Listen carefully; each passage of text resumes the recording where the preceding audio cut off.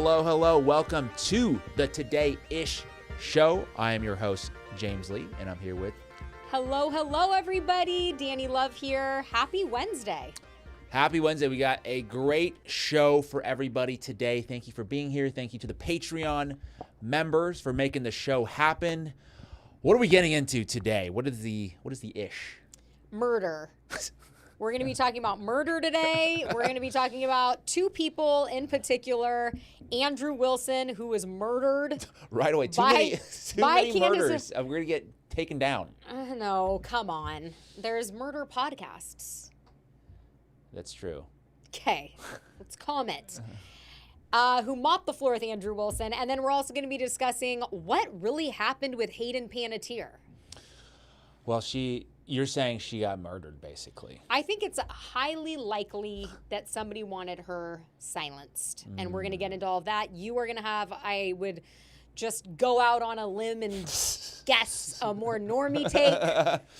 We'll see. But to get to quote PBD in the podcast, like what percentage would you say that you think Hayden Panettiere was murdered? What percentage? Well, I'm going to go higher than 75%. Right? Because we're in the court of law. That was one of the early moments in the debate where I was like, why are you doing this debate if you're only 75% sure? Right? I mean, like, we're a few days old, but we haven't had time to rehash the debate yet because we did a whole show last week previewing it, and I think we were right. We're like, this guy's probably going to get destroyed. That was our prediction. You can go back and watch. And right away, he was just like, yeah. Well, first they're like, what do you mean that there's like overwhelming evidence? He's like, oh yeah, I just think that it's convincing. Overwhelming just means I'm convinced. And then PBD goes, well, what percentage would you say you're convinced? He's like, about 75%. He was just, if not more annoying in that debate with Candace Owens as he was in the clips that you played for me, where I witnessed him for the first time on Joe Rogan. You could hardly get through those clips. You're like, I can't watch any more of these clips. I put my sunglasses on. The Angels came down here. They knocked some shit on the ground. They're like, we don't want to watch that devil either.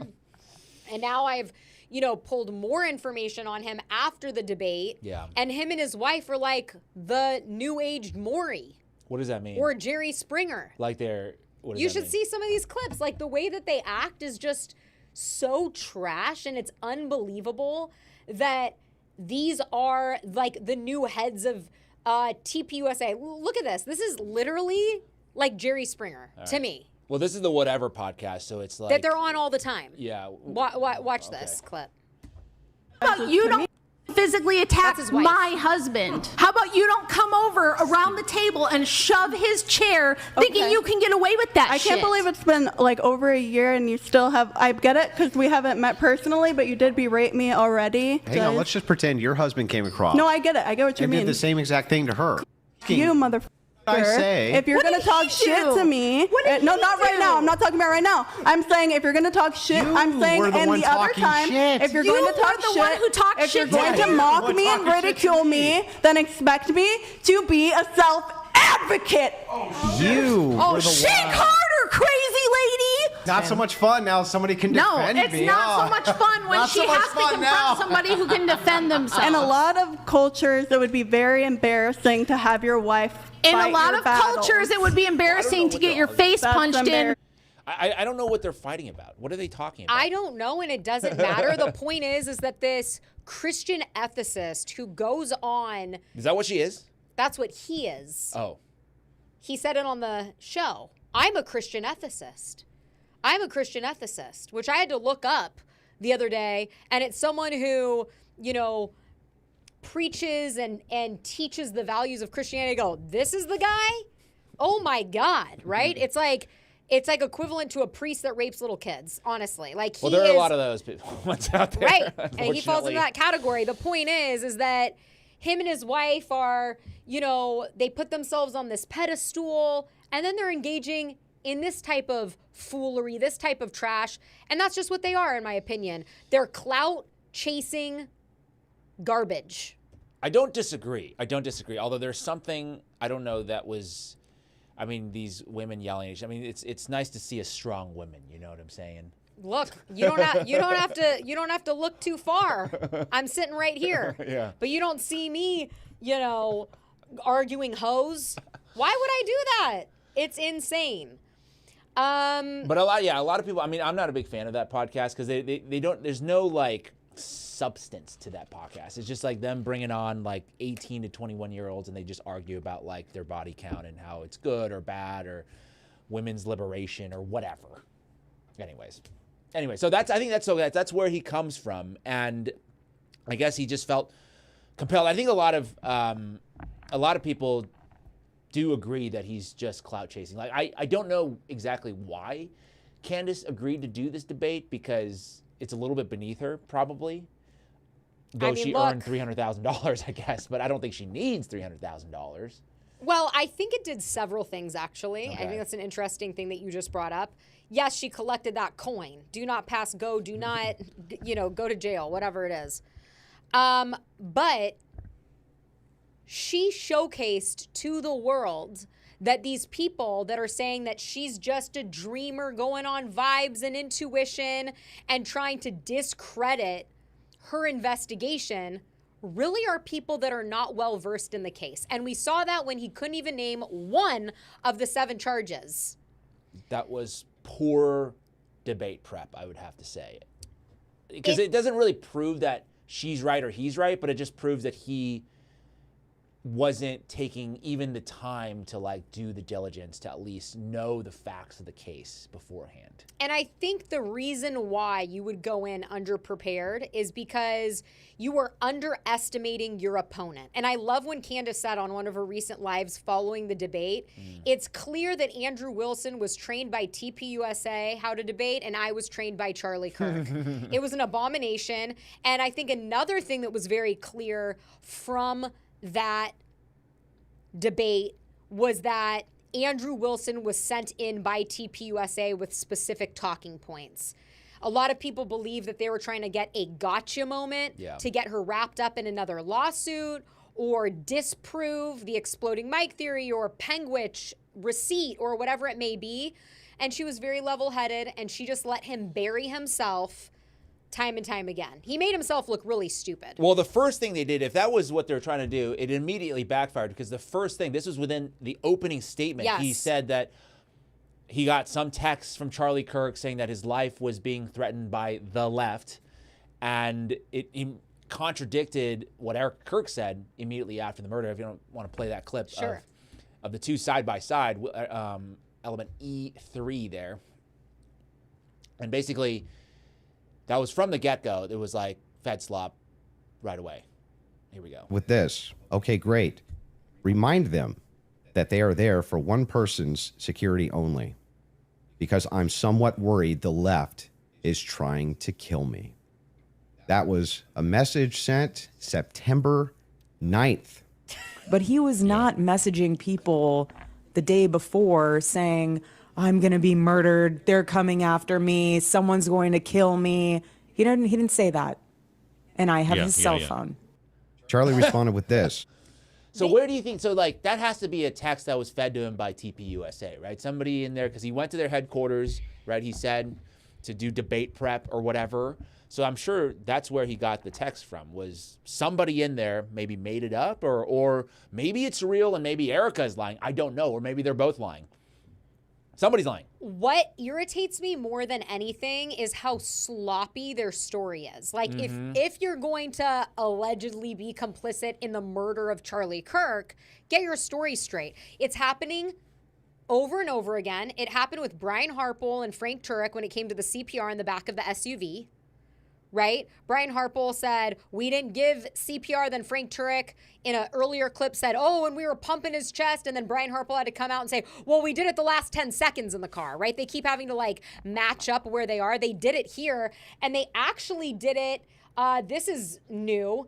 Stu Peters posted this yesterday. They actually did it with Blake Neff, who I don't know why people are not putting more of a spotlight on him. The fact that he was a war gaming strategist and expert teaching over a dozen time wargaming exercises at the Marine Corps before he worked for Tucker Carlson gives off CIA operative vibes. Like, how do you go from training to the Marine Corps to working for Tucker Carlson, who may or may not be, we don't know, but getting into media in the first place? It's very odd. Well, he used to be like behind the camera. Now he's like in front of the camera, and I don't think that's where he belongs. But yeah, a lot of these guys are very sketchy. Like, where do they come from? They all seem to be coming from some kind of deep state operation. Him, Blake Neff, Erica Kirk, Romanian. Tyler Boyer.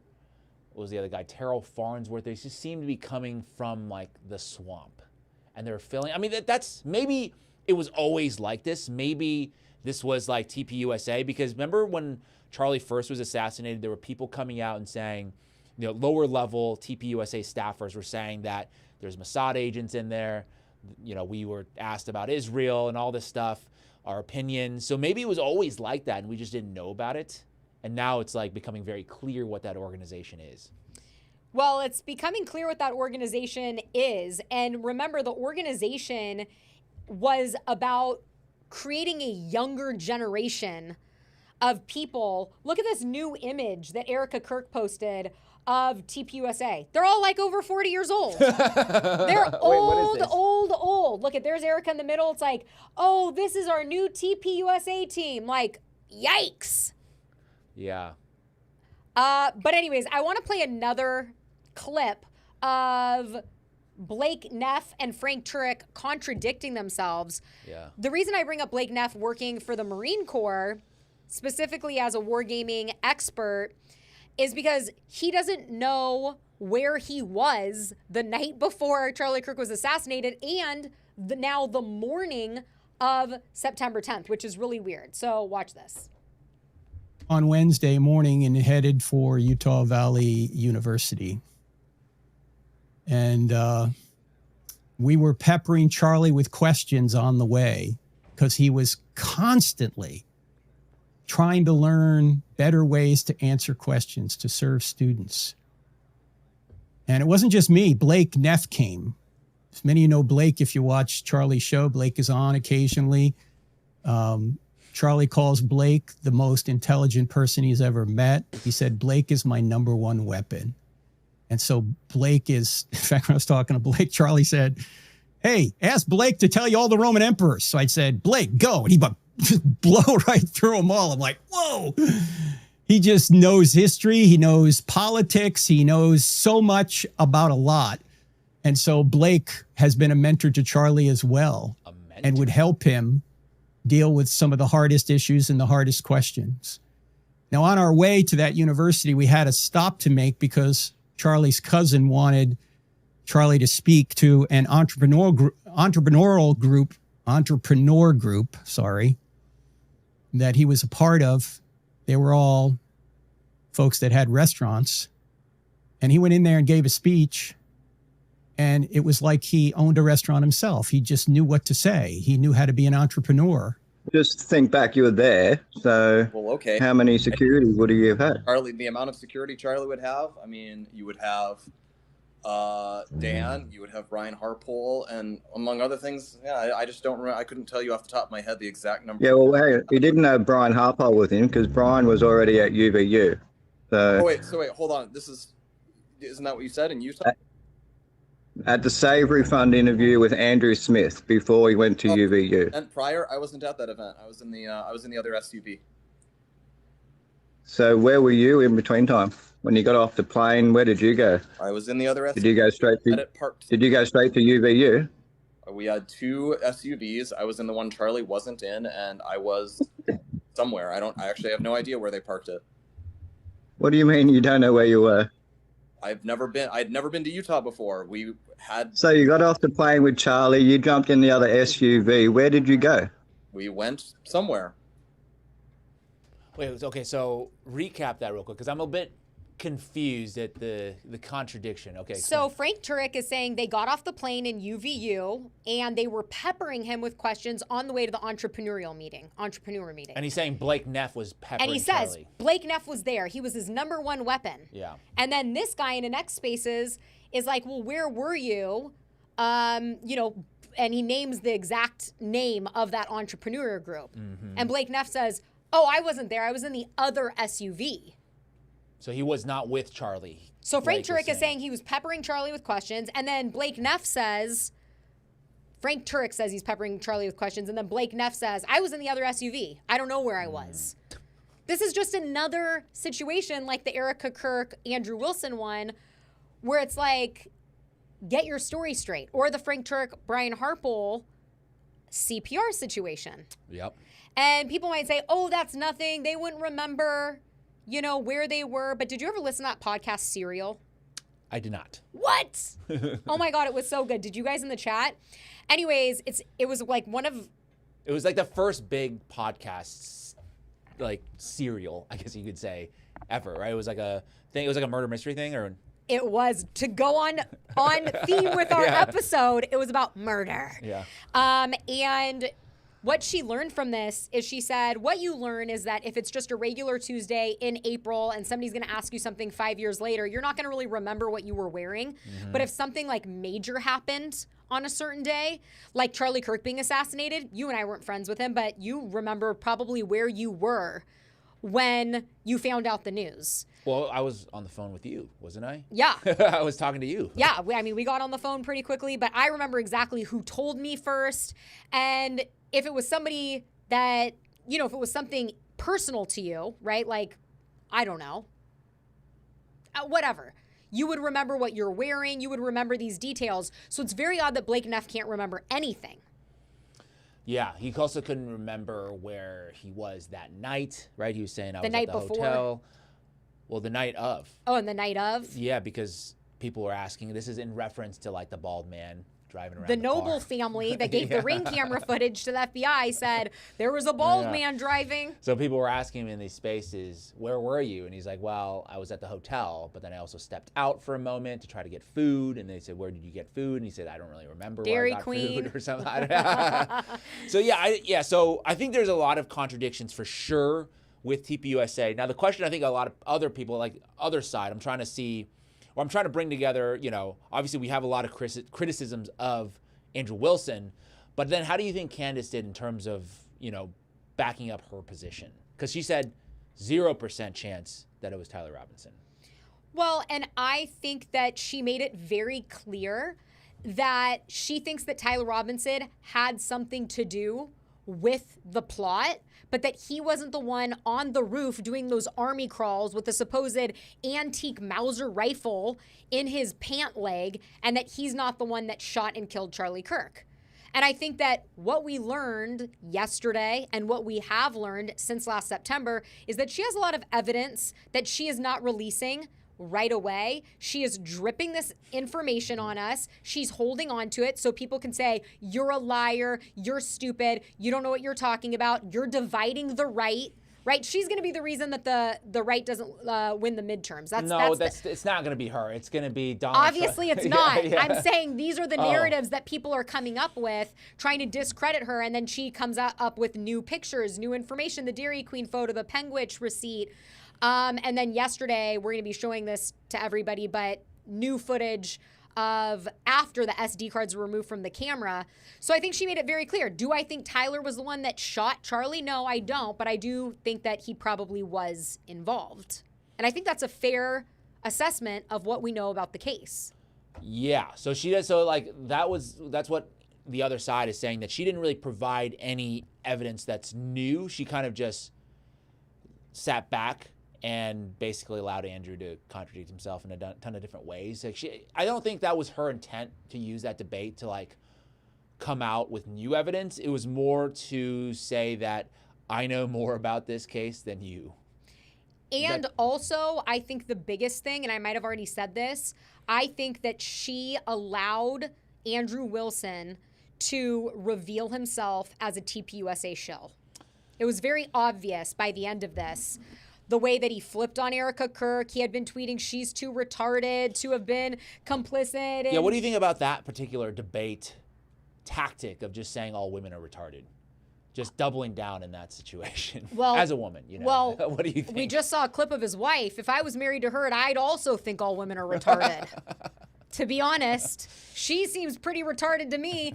I mean, look, to go into a debate that is on Candace's channel. Well, it's on all three. It's on. But when you looked at the numbers, yeah, it was overwhelming viewership on her platform. 300,000. I was one of 300 watching, and it's a large female audience. Okay, and you go on and you say all women are retarded, and then you do that little weasel laugh, like, wow, that was smart. You know what I mean? Now you've just pissed off half, if not more, of the viewers on Candace's channel, and anything you say after that is just discredited. But it is very weird that he all of a sudden is sticking up for Erica Kirk after he called her retarded on a tweet. He also had tweeted this, has nothing to do with Erica Kirk. She's a terrible leader and a femcon like the rest of TPUSA and a moron. So look at the date on this. This was April. This was just a few months ago. Yeah, I wonder what made him flip his position. I guess, well, in theory, they're not the same thing, right? Because him liking or disliking Erica is kind of separate from who killed Charlie Kirk. Those are two different things, right? You can not like Erica, and you could also think Tyler Robinson killed Charlie Kirk. That's possible. Yes. But now he's going in that debate and saying, presumably, that she's a great leader and that she's been wrongly attacked. And if it's like, you think she's a retard, so like, why do you care if she's wrongly attacked or whatever? Well, I think the point is that you think so low of this person, but then you're going to go to her organization to be trained for the debate.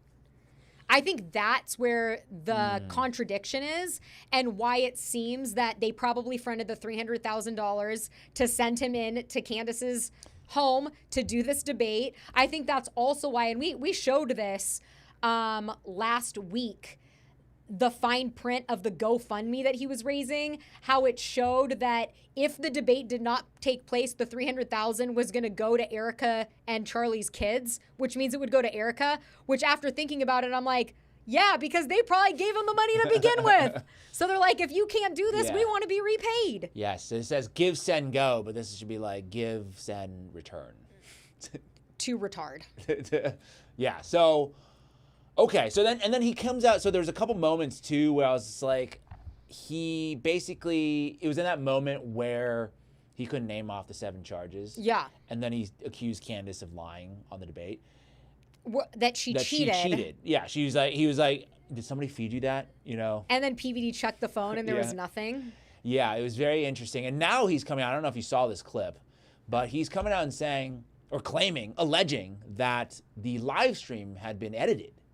Which is Candace. So ridiculous because I watched it live. But so it's a F3 right there. I just want to say also, with him flipping on the Erica thing, he had said in the debate with Candace, when I went to the headquarters, she's like, oh, you sat down with Erica? And he's like, no, I just met her in the hallway and I gave her a quick hug. So you changed your opinion about somebody when you hugged her? So you barely talked to her and your opinion changed? Now all of a sudden you think that a woman should take over a $100 million organization when you think women should be at home with the kids? It's very odd. It's very transparent that he probably is embedded with the organization and he was a Trojan donkey going to do some work. Yeah. You know, I just have to say that. All right, let's see this. Let's see this insufferable human being. Let's see here. You're right. It's not murder. It's aggravated murder. Get the fuck out of here. Get the fuck out of here. And then they edit out the fucking, 2 minutes of her stalling. You're right. It's not murder. It's aggravated murder. Get the fuck out of here. Get the fuck out of here. And then they edit out the fucking, 2 minutes of her stalling. So then he's now accusing her of editing the live stream. What is that? He also thinks he's making a joke about him not knowing the difference between aggravated murder and murder, right? And it's like saying, I don't know the difference between murder and aggravated murder. Well, aggravated murder carries the death sentence, and murder doesn't in the state of Utah. So it's actually a huge difference. Okay. Because that's why Tyler Robinson's team recently has been trying to prove that he, wasn't trying to shoot anybody else and these other things. Remember, it came out last week and we talked about it to get him off of the death penalty. Mm-hmm. It's like saying that H2O is the same as hydrogen. No, one's water and one's gas. Just because they have the same word in it does not mean that they're the same thing, right? So I don't know.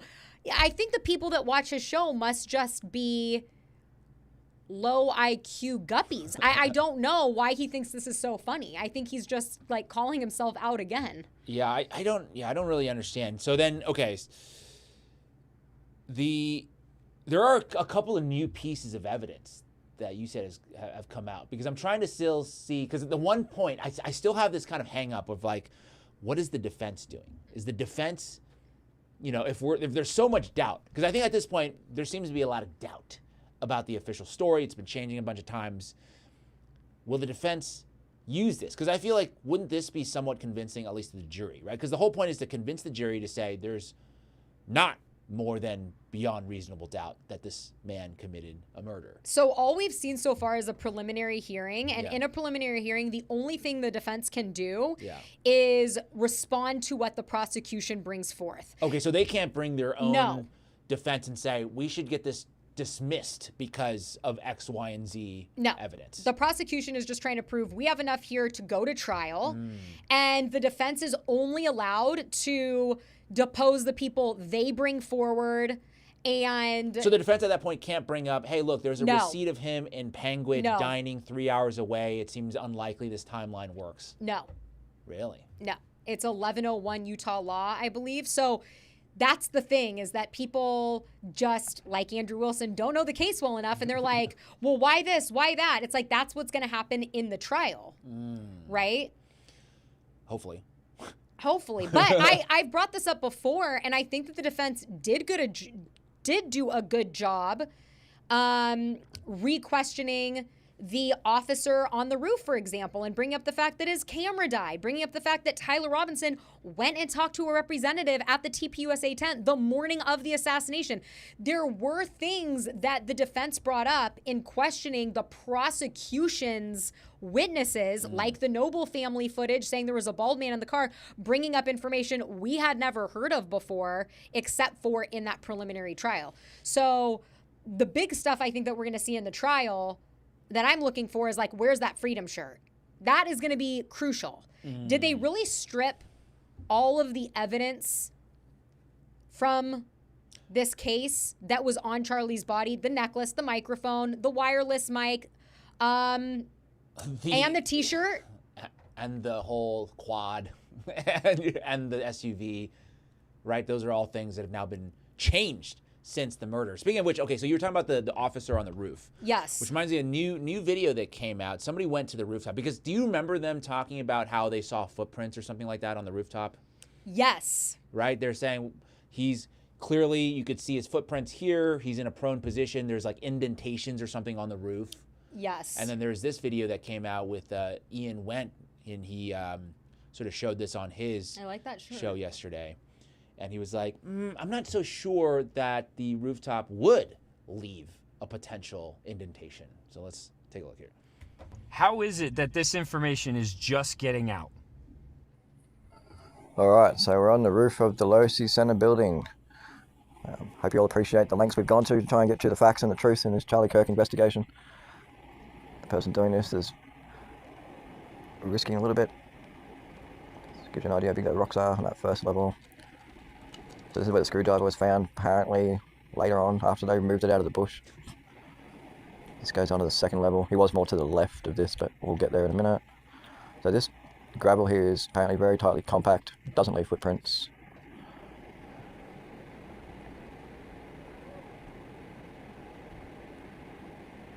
That's the ledge. And moving over towards where he would have been lying in a prone position. Around about here.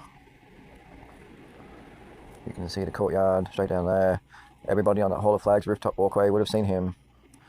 That's how high the lip is, and you would have had to have your barrel on that lip. There's no other way around it. That's his view he would have had. And you can see how tall the lip is. And then they're out of here before they get arrested. And they're not jumping off the roof. Regular, everyday people are really out here doing a better job with this investigation than the FBI, our government, and any law enforcement. So let's talk about what this video reveals. Let's talk about what this random citizen figured out by going on top of the Losi Center roof. Number one, the stones on the roof are large size and they're firmly attached to the roof, so there's basically no way there could have been footprints on the top of the roof, which means there definitely couldn't have been a body imprint on top of the roof where this person was supposedly laying in the prone position. Two, the rooftop edge has a 6-inch border that basically acts as a wall that would have stopped this person from being able to have a line of sight to Charlie. And three, in order for this person to have been able to shoot Charlie, they would have had to go to the edge of the freaking roof, put the rifle over this 6-inch wall, tilt it down, and then take the shot. What they said that he did was this. Basically, he was like 5 feet off the edge of the roof, and he was laying in the prone position. But see, here's the thing, once again, based on this information, based on what this random citizen has figured out by getting on top of the roof, kind of seems like it would be impossible for that person who's laying in the prone position 5 feet off the edge of the roof to actually take a shot that could actually get to Charlie Kirk. Sure seems like there's more to this story. Sure seems like the official narrative is continuing to crumble. But hey, I'm just a conspiracy theorist. Yeah, I think we might have to do a field trip of some sort, because I would like to see somebody up there with that same gun, the Mauser 98, and see, okay, is it possible to position the gun? Because they're saying, okay, he's not right at the edge of the roof. He's actually a few feet back from the roof. And so is it possible for the gun to actually have a line of sight to Charlie Kirk if you're recessed from the roof position? Well, look, I think we could go to UVU. I don't know that we're going to be making it on the roof. Well, that guy made it on the roof. I know. I'm very curious how. I think you could just go. I think he went on there's apparently you could just hop over like a little railing and you can get on the roof, because there's like the whole campus is like kind of on a slant, I guess. So the buildings, like the ground floor of one area basically is like the roof of another. It's just crazy to me that these people are able to get on the roof, do these things still. Like, I mean, what is going on? Also, what was released over the weekend from Diligent Denzian, he is an investigative journalist on X who's been crucial in this case. His account, he's actually the one that got custody of that Penguich receipt. And so when Andrew Wilson is questioning Candace about that, and she's like, well, no, I haven't physically seen it myself, but I've seen it, and I've talked to the people. He's like, oh, you haven't even seen it? And then Diligent Denzian said, we showed it to Candace, and the prosecution has the receipt. They went to UVU, and they are showing that the video that the prosecution showed of the staircase footage of Tyler Robinson that we saw time and time again was actually reversed. And the reason that's important is because there's this timestamp on that footage. But if the video was reversed, the timestamp would be backwards. So that means that the prosecution would have had to add their own timestamp, which brings into question. Not necessarily, because the video feed itself could have been reversed from the very beginning. What I mean is the original camera was reversing Yeah, it? exactly. So it's automatically just been reversed. I'm just pointing out that the other option. I'm not saying that's what happened. So the timestamp is on correctly because that's the original feed, but the feed just comes in reversed for some reason. And when is that the case? I don't know if you set it up like that. You can. You can set up, like, for example, all these cameras we have, we can set it up to reverse. Mirror, We can mirror if you want to. Well, I don't know. Like also, like your iPhone, when I film stuff, it's mirrored for whatever reason. If you look at my videos, like the hat is backward, like you can't read it. Yeah. Okay. Well, let's watch this and see his point. All right, you guys, we caught the feds in another lie. So this is level 3, parking level 3 at UVU, where they have Tyler Robinson coming around the corner and coming down the stairwell. There's the camera right over here. But in the Fed version of their footage, this stairwell, which is actually on the left,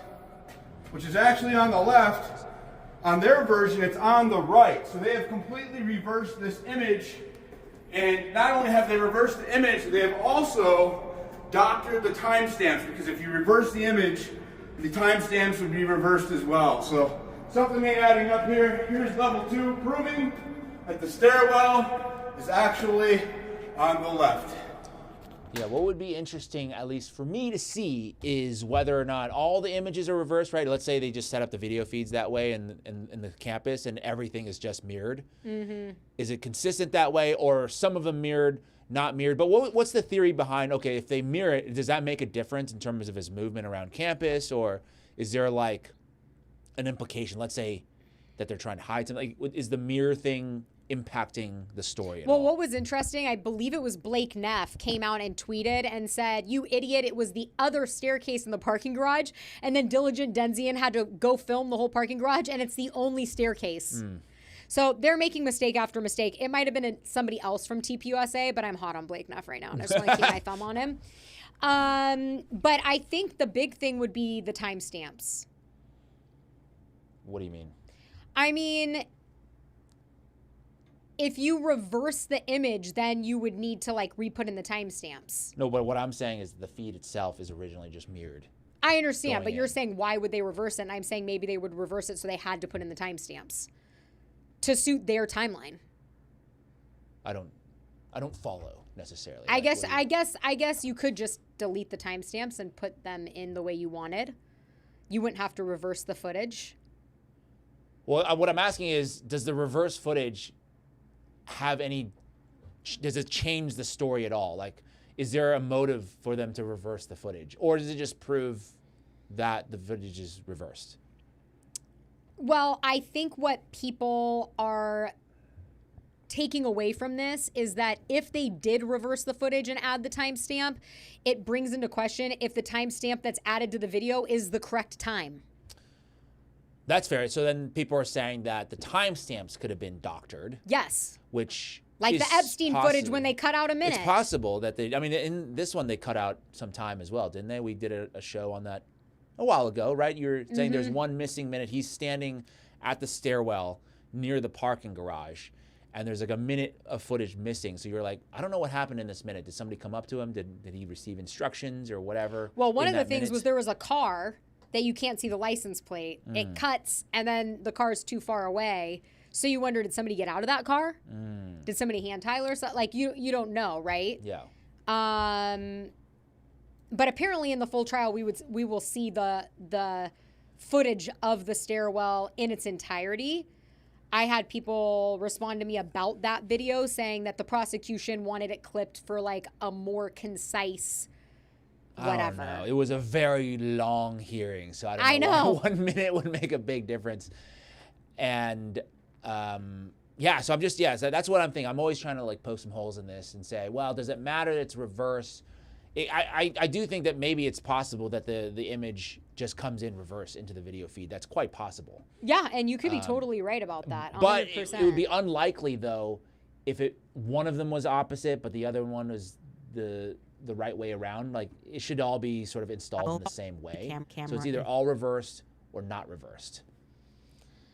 Well, exactly. And I think all of these things should be brought into question. I want to play you. I didn't have a this 12-minute clip that she's got lined up here. No. With Ms. C. Love Ms. C. Is she on the show with Ms. C? She just plays her clip.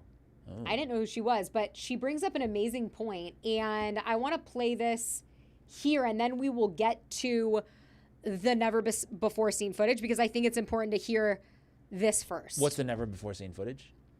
Of who? After. Oh, of Terrell Farnsworth. Yes, the guy, the SD card guy. But first, this is an important backstory. All right, here we go.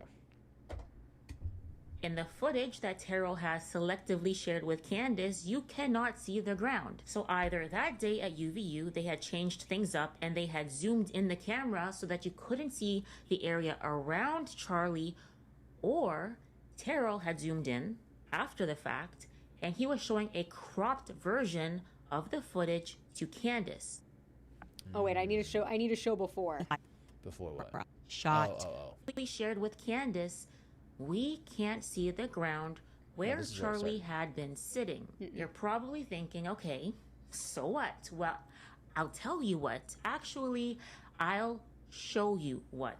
On February 28th, 2025, The American Comeback Tour did a stop at Florida State University, and here is the back camera shot. On March 3rd, 2025, the American Comeback Tour did a stop at the University of Southern California, and here is the back camera shot.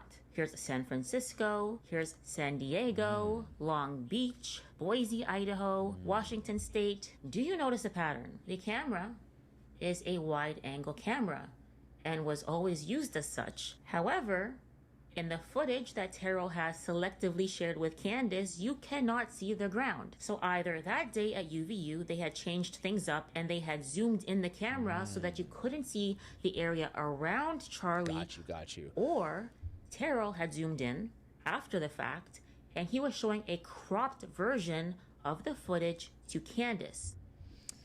That's why I had to go back. Okay. That's...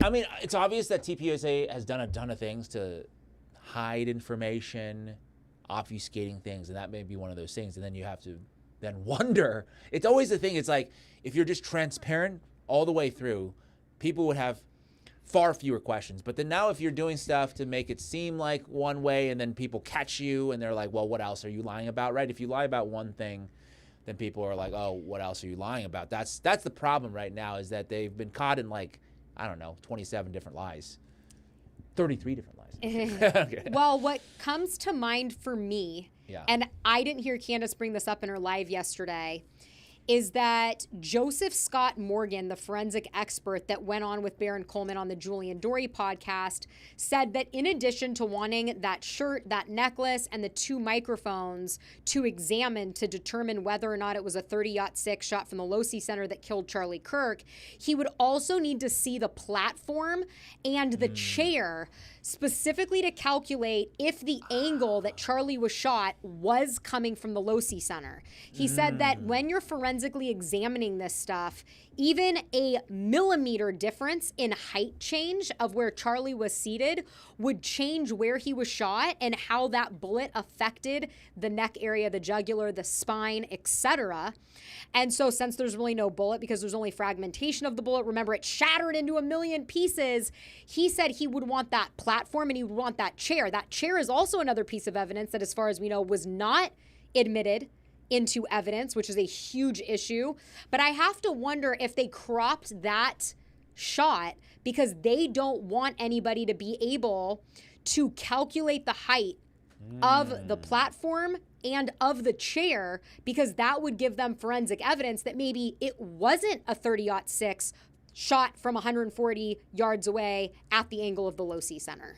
Got it. Okay, so that my question, I don't know if you can zoom back into the other, where she goes through the sequence of shots. Is he ever on a platform, or is it always his chair is just on the ground? It's always a platform that they built. It's always a platform that they built. Yes, but the question is, how tall is that platform? And the platform is going to sit different if it's on grass versus if it's on pavers, for example. So the college campuses are different, and the forensic analyst Joseph Scott Morgan discussed that. So he would want to have that platform. And there's no other that footage chair from that day that anybody else in the crowd could have taken to show whether or not he was on a platform or not? I feel like the other angle, right, from the crowd, if you're taking a photo this way, you could also see whether or not he's elevated or on the ground, or from the side angle shot too, right? We see that side angle where Frank Turek's position. We might be able to see the stage problem there. Is with that, and look, there might be that footage, and I bet you if it's out there, Candace has it.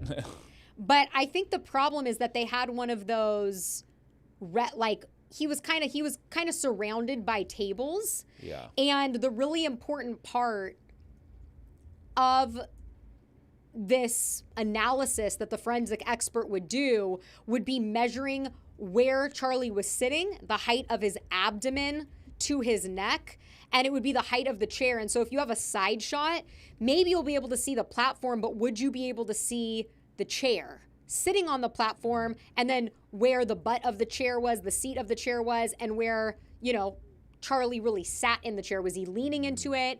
How much pressure was in it, right? Because if you sit in a chair and it's padded, you would sink a little. All of these things are way above my pay grade, okay? For sure. But that's what Joseph Scott was explaining. And so when Candace was talking about this yesterday, that's the first thing that popped into my mind. Was it purposely cropped so that you would not be able to calculate that. Okay. So I'm looking at it right now. I'm trying to see if there is some footage that is available that we can see whether or not it's on the ground or on the side. Yeah, you can't see from this angle right here that I'm looking at. Yeah, you can't. There's a table around it. So that's what I'm saying. You can't really see. So that back camera, as far as I know, is really the only angle where you would get that clear footage that might allow someone to do that calculation. But it was always the TV. Oh, here we go. What about, okay, hold on a second here. I might have found something that you can I don't know. Oh, it looks like it's an elevated platform, but you can't really see how far up above the ground. He's definitely sitting on some kind of elevated platform, but you can't see because, again, it's obscured by the tables around him that, is it 6 inches? Is it 8 inches? Well, and I think the important thing, too, is that you would be able to calculate where the back camera was in relation to Charlie, where if it's somebody from the crowd, you don't know what angle they're holding the camera at. So then that would change the calculations as well. I'm spitting off the top of my head right now. He did not say this, but I would just guess, hypothesize that might be an issue because the camera behind Charlie is stationary and there's a lot of angles of it where you'd be able to say, okay, the tent they use is this tall, right? Geometry. Well, let's see if we can get Ms. C on the show. I'm going to reach out to her and see if we can get her on the show. That would be amazing. So anyways, the TPUSA story about Terrell Farnsworth, what's his name? You keep butchering his name. It's so funny. Terrell Farnsworth. Terrell, what did you say? Terrell Farnsworth? Who knows?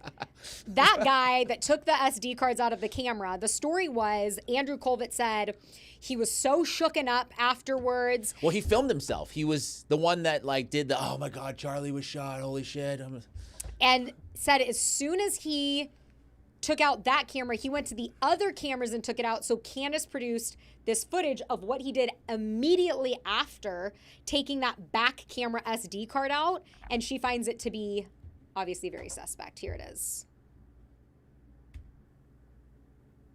Which one is him? I think they circle it. He's Terrell right here.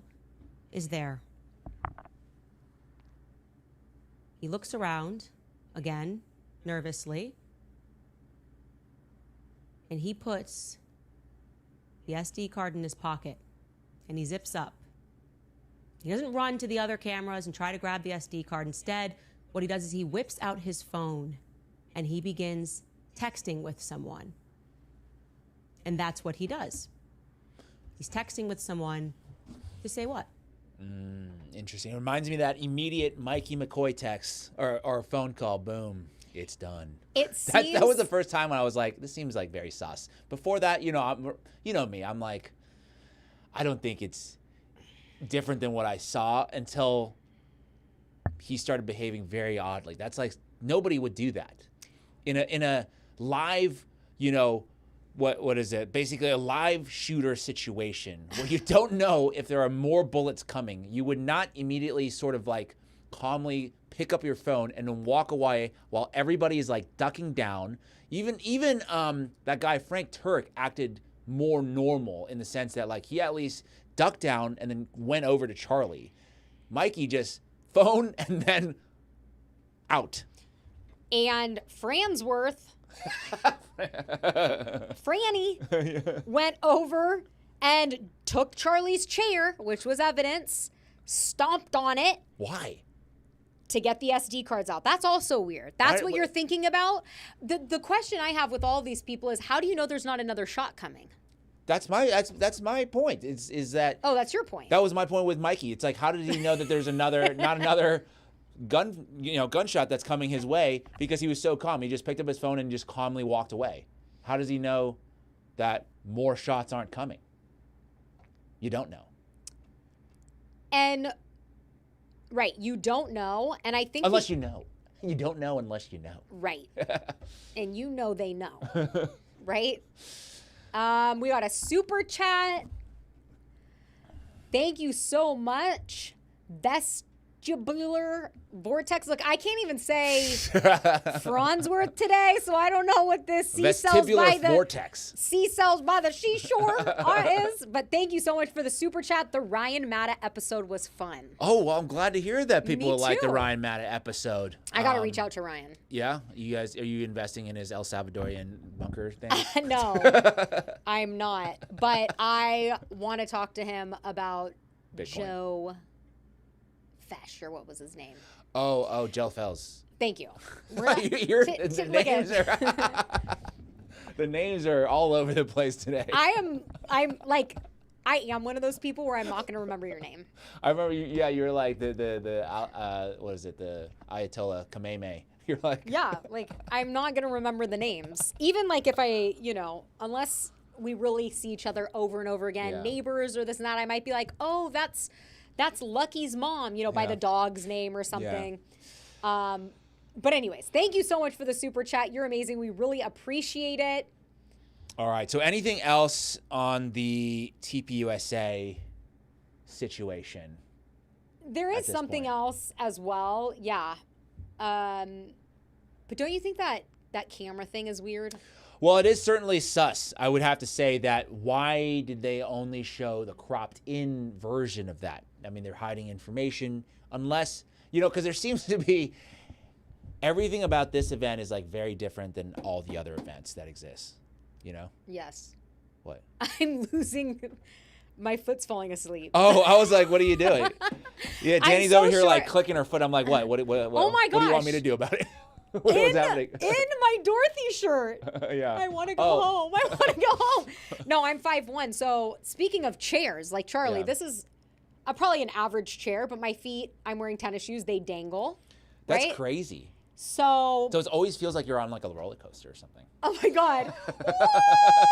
No, but that's why people are like, you move a lot. Yeah, because I can't touch the ground. I'm hang gliding here. Oh, so you want a little like platform. I need to build me one. Yeah. How far off the ground will it be? But anyways, so that's why I lose, when your leg gets tingly, it goes dead. Yeah. So that started to happen, and I'm like, I better wake it up before. All right. So what? Well, yeah. So anything else before we move to another potential alleged murder situation, according to you? Well, I don't know if you remember how Candace said that she heard that people at 10 a.m. were moved out of the trauma center of the Timpanogos Hospital. Timpanogos or something like that. I think it's called the Timpanogos Regional Today Hospital. Ain't the day. But do you remember her saying that? I don't remember that. And by the way, I did that as a joke because I don't know how to say it, but I could have just said the hospital. Yeah. The local hospital. So she said that she heard that people that had surgeries planned there were told at 10 a.m., like, we're moving you out. So anyways, there is new footage that people are surfacing from somebody that was inside the hospital that shows a bus that was supposedly transporting what those patients may or may not have been. And Candace is basically just saying... What is she insinuating? She's saying, like, reach out to me. Well, that it was obviously premeditated, because why would the hospital be moving patients out of the trauma center at 10 a.m. when Charlie wasn't assassinated till 12:43? Well, I guess my counter to that would be, if they wanted him dead, why give a shit about the hospital availability? Because they're cutting the shirt off. What do you mean? Brian Harple is going to be in that trauma center. They're going to be breaking HIPAA. They're going to be breaking trauma surgeon protocol. They're going to be putting him on a gurney. But if they wanted him dead, why would they even try to pretend save him? It's not that they wanted him dead. It's that they wanted him dead, and they wanted to be able to push their narrative that he was killed by a 30-06. Once he was shot and killed, that's just halfway through. Oh. Now we have to get rid of the evidence, right? When you commit murder, you can't be walking around with the gun, James. You got to throw in the river. No, you got to leave it in the woods. You got to leave it in the woods, okay, for some reason, and go back and try to get it later. Right. Why wouldn't you put it in Salt Lake? Yeah. Why wouldn't he have just left with the gun? Like, what? Nobody was just put it in your car. You're in the parking lot. He drove all around Utah. You couldn't find another place to put it? Well, I just don't understand the whole thing, to be honest with you. It seems like he was instructed to go on that rooftop, be there for however long he was supposed to be there, and then run away. Do you think he was the one doing the army crawl? Tyler Robinson? Mm-hmm. Well, we don't know for sure whether it was Tyler Robinson or not on the roof. Let's say it is. I'm sure you could learn. I could probably learn how to do that in like 15 minutes. You know? Yes. Right? Yes. I think that part isn't the part that, like, I guess sketches me out. Or that part it doesn't seem that suspicious. But I would say, like, the gun thing, right? It's like, is it in his pocket or in his pants? Is it not in his pants? It seems like on some shots, it looks like it's that. Some, he's just walking around. He's now running across the rooftop. Like, where did the gun come from? You know? We don't know. But we'll see. Well, I mean, we'll have to get more footage. We need more footage. I mean, and I have a feeling Candace is going to keep dripping that footage. And I think, yeah, part of the Candace thing is, like, she's getting real information, or she's getting information real time, but also she's producing an entertainment show. So, yes, there is some element of, like, come back tomorrow. I'm not going to say that doesn't exist. Well, I also think that is definitely a take, but when I don't know where I saw this, and I think I might have said it on this show before, but they say, like, when you're the police, you just hand everything over. When you're, like, you know, a higher intelligence organization, you hold on to information to see if people are going to bury themselves, which is interesting because it reminds me of a clip that Erica said, don't worry, the truth will come out, the evil will eat themselves, and it just is kind of funny to look back on. Evil eats itself. Evil eats itself. It just does. You just have to wait it out. And that's why if you just wait on the Lord, he will confuse, and he'll just, they'll just eat themselves. It's like, it's a thing. You can watch it, you can watch it in real time. All right, so it seems like that is what we're watching in real time, except it's happening to TPUSA for the most part. Exactly. And another interesting thing I want to bring up about Andrew Wilson is that, you know, he's saying, I don't work for TPUSA. I haven't da-da-da-da-da. Well, this guy, Max Anthony Pacheco, this guy, who is very friendly with Andrew Wilson and his wife, goes on the Whatever podcast together. They're like known bros, goes on Andrew's podcast all the time. I'm happy to announce I've been officially added to the TPUSA's Speakers Bureau. This fall, we'll be traveling to college campuses across the country to speak and debate as a part of the org's pick. That's confusing, the way that's spelled. Pick up the mic tour. Organizations. We'll have some fun wrecking leftists, shall we? And then, interesting, here's a picture of him with Rachel Wilson, Andrew's wife. Here the two of them are. Kind of seems like they both may have been recruited around the same time. Man, they're recruiting all these, like, I don't understand. Can you get some, like, more macho? Like, he looks like a leftist. I'm not going to denigrate leftists or anything like that, but who wants to watch Max Pacheco debate people?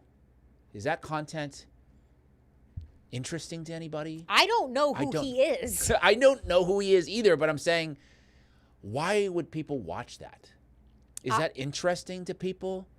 Like, as if I was a student now, because I mean, Charlie spent many, many years building up his organization. Now, you put Erica on that, so I'll watch. Sure, we'll watch Erica because it's going to be a train wreck. But Charlie built up his organization through many, many years of hard work. It wasn't just overnight success. And they're basically kind of like, oh, we'll just throw these people in and it'll just be great. But nobody wants to watch that. Because at the very least, Charlie was a reflection of what people were feeling on campus. He was like a voice for those conservative students.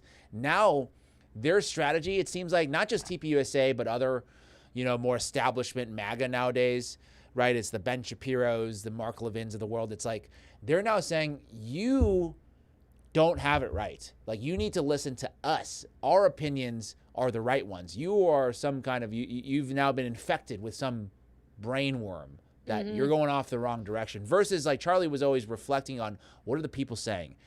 It's valid. Question everything. Yeah, people have valid feelings, and we're going to try to take those feelings and we're going to channel it in whatever direction. But he was never like, at least to me, even though I wasn't a big fan of his particular ideology, at least to me, it's like, okay, it seems like he is actually reflecting the views of the young people versus now it's like, you guys are dumb.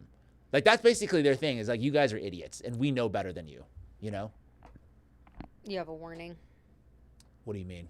I don't know. This just popped up. Oh, no, we have a warning. Let me fix. All right, you monologue for 1 minute. Let me just fix this. 1 minute. That's it. That's all I get. Ladies and gentlemen, it's the Dani Show. So good to see you here on a Wednesday. Yeah. If you want to actually, I'll bring up this element if you want to just switch the screen. Something else that people are bringing up time and time again is when you talk about these MAGA influencers and these TPUSA crews, people are saying someone is lying.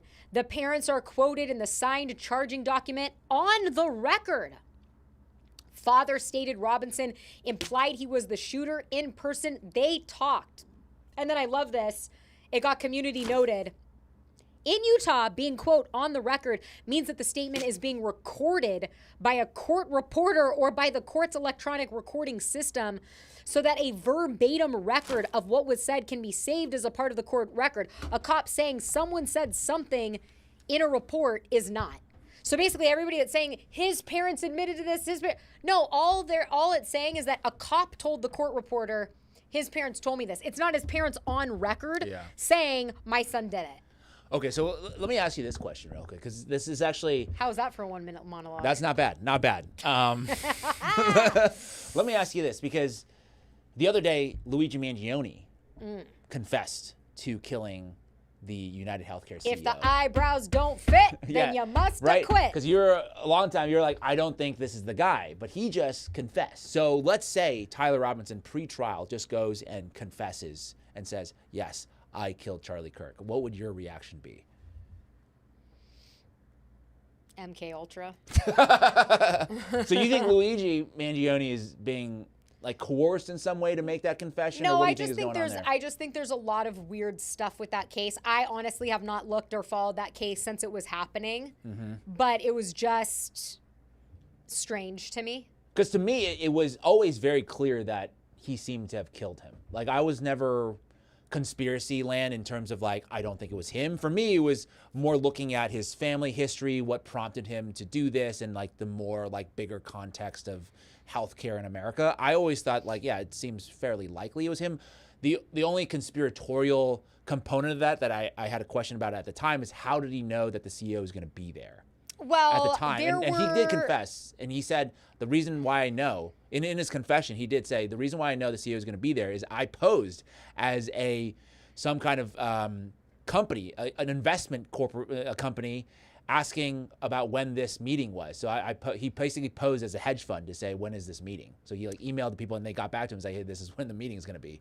So that's how he allegedly got the information. That was the only part where I found a little bit odd of like, how did he know? This is private information. Was he fed by somebody on the inside? Was this a planned, not just a lone gunman situation? Was it somebody within the organization that, fed him this information to get rid of him for whatever reason? So for me, that's kind of like, it kind of squares that, at least for me a little bit. But then for you, I know you're in a different, Well, there was a lot place. of weird things. I can't remember exactly, but there was a really strange Nancy Pelosi connection to all of this. If you recall, his family was longtime friends with Nancy Pelosi's family, and Nancy Pelosi had met with the CEO earlier that year and had bought a bunch of stock in the company that was hired to clean up the security breach that United Healthcare had. There was a lot of weird things going on there.